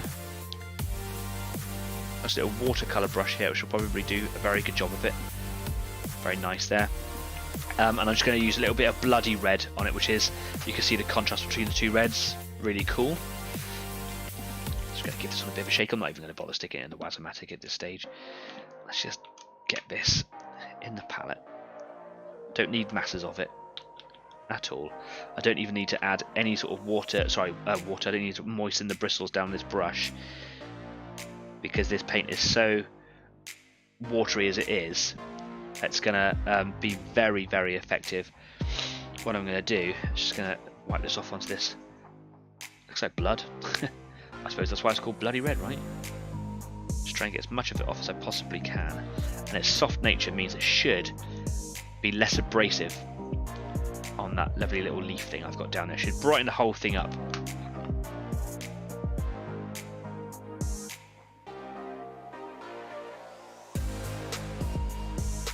Here we go.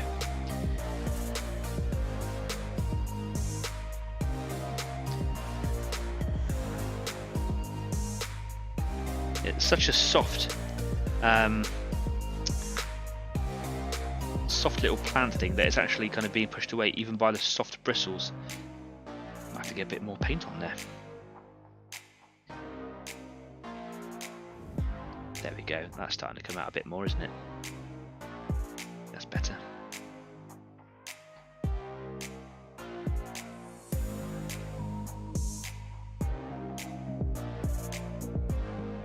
Might should be too much of a dense brush, to be fair. It's actually covering the whole plant. Where I actually just want like just gentle, light bits of the colour to come through. Let's put a bit more paint in there.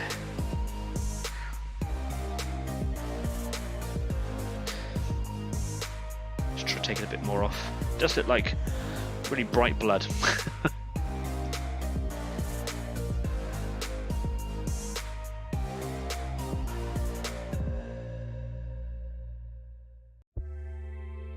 With it being even brighter, to be fair.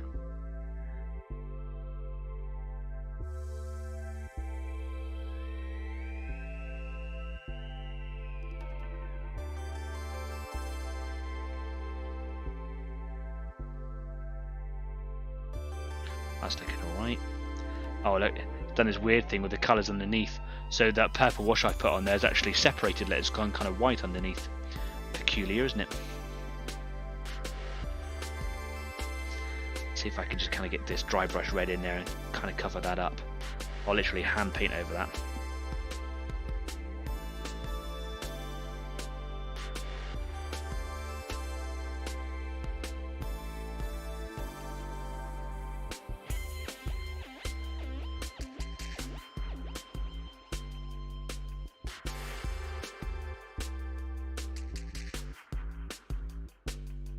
Where I've had the tweezers on, it's pulled a bit of the paint off, but I'll cover that over nice and easily. But do you know what? The paint isn't actually coming off, which is what I thought would happen.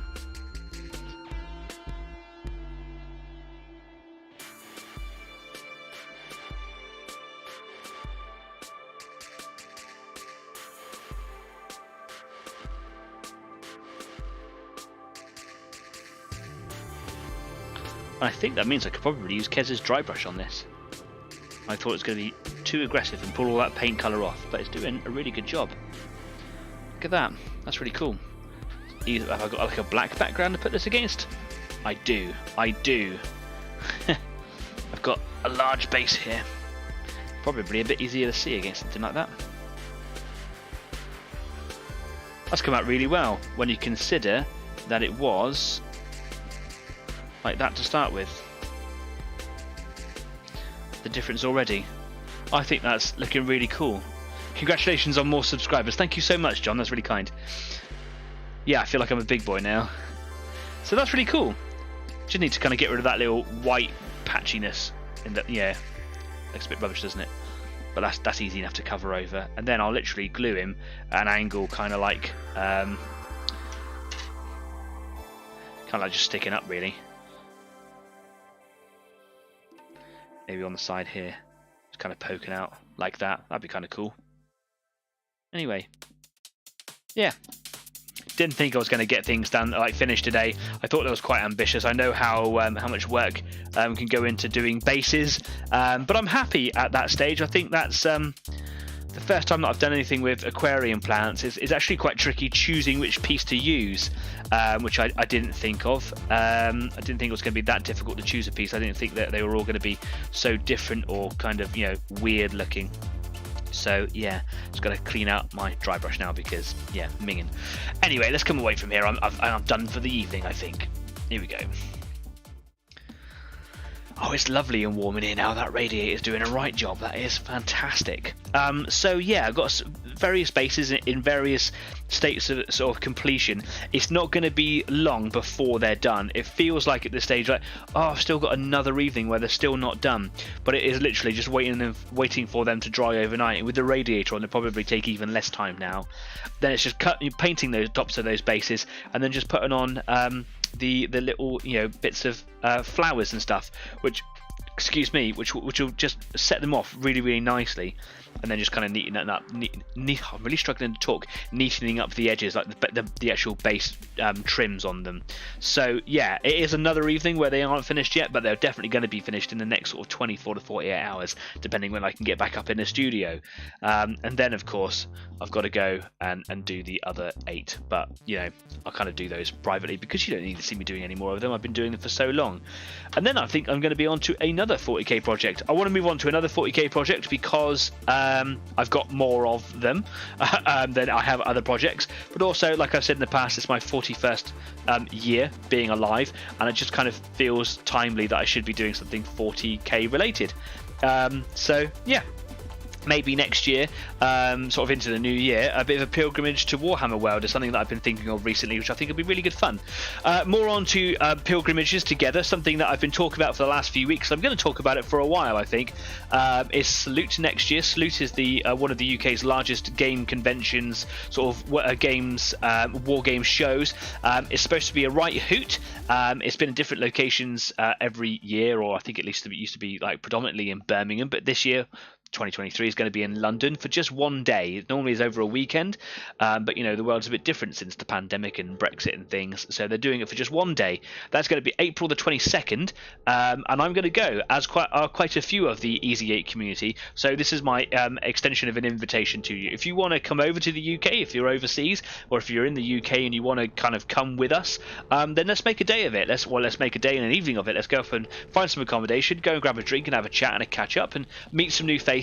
And catch up with the old faces, and let's go to the convention together under the banner of Easy 8. We've had a couple of little visits to some places before, like the Tank Museum in Dorset, and we've had a really good time, and I'm really quite excited to go to that. Tickets are only £12, but I would, if you are interested, I would buy them sort of sooner than later to avoid any kind of disappointment. And if you want to kind of meet up with me and the community, then we can talk about where we're going to do that, and we'll make sure that it's somewhere public and safe, because meeting people online, right, it's important to do that.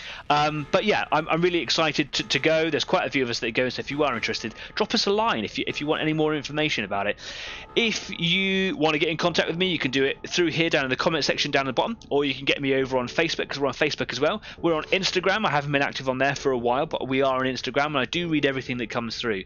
Or you can just kind of get me on Discord if you want to join me at the Easy 8's can't say it. If you want to join me at Easy 8's after party on Discord, then you can find a link just down there. I'm really struggling to talk as the night is going on. I promise I've only had one. This is the only one that I've had. But it is really strong, so maybe that is the reason. So yeah, come and join me in the Easy 8 after party on Discord. There's a link just down there. There we go. I got it out. Staff says, thanks for the company. Hopefully back to painting next week. No worries, man. I hope you are feeling better. It is rubbish being poorly, even if it is just a bit of cold, right? So yeah, that's it from me. I hope to see you all guys again next week. For our 100th show, and it is the show right before Christmas as well, and I will be here painting my miniatures and hopefully with you guys as well. So until next week, take care, be kind, keep on painting. I'll see you soon. Bye bye now.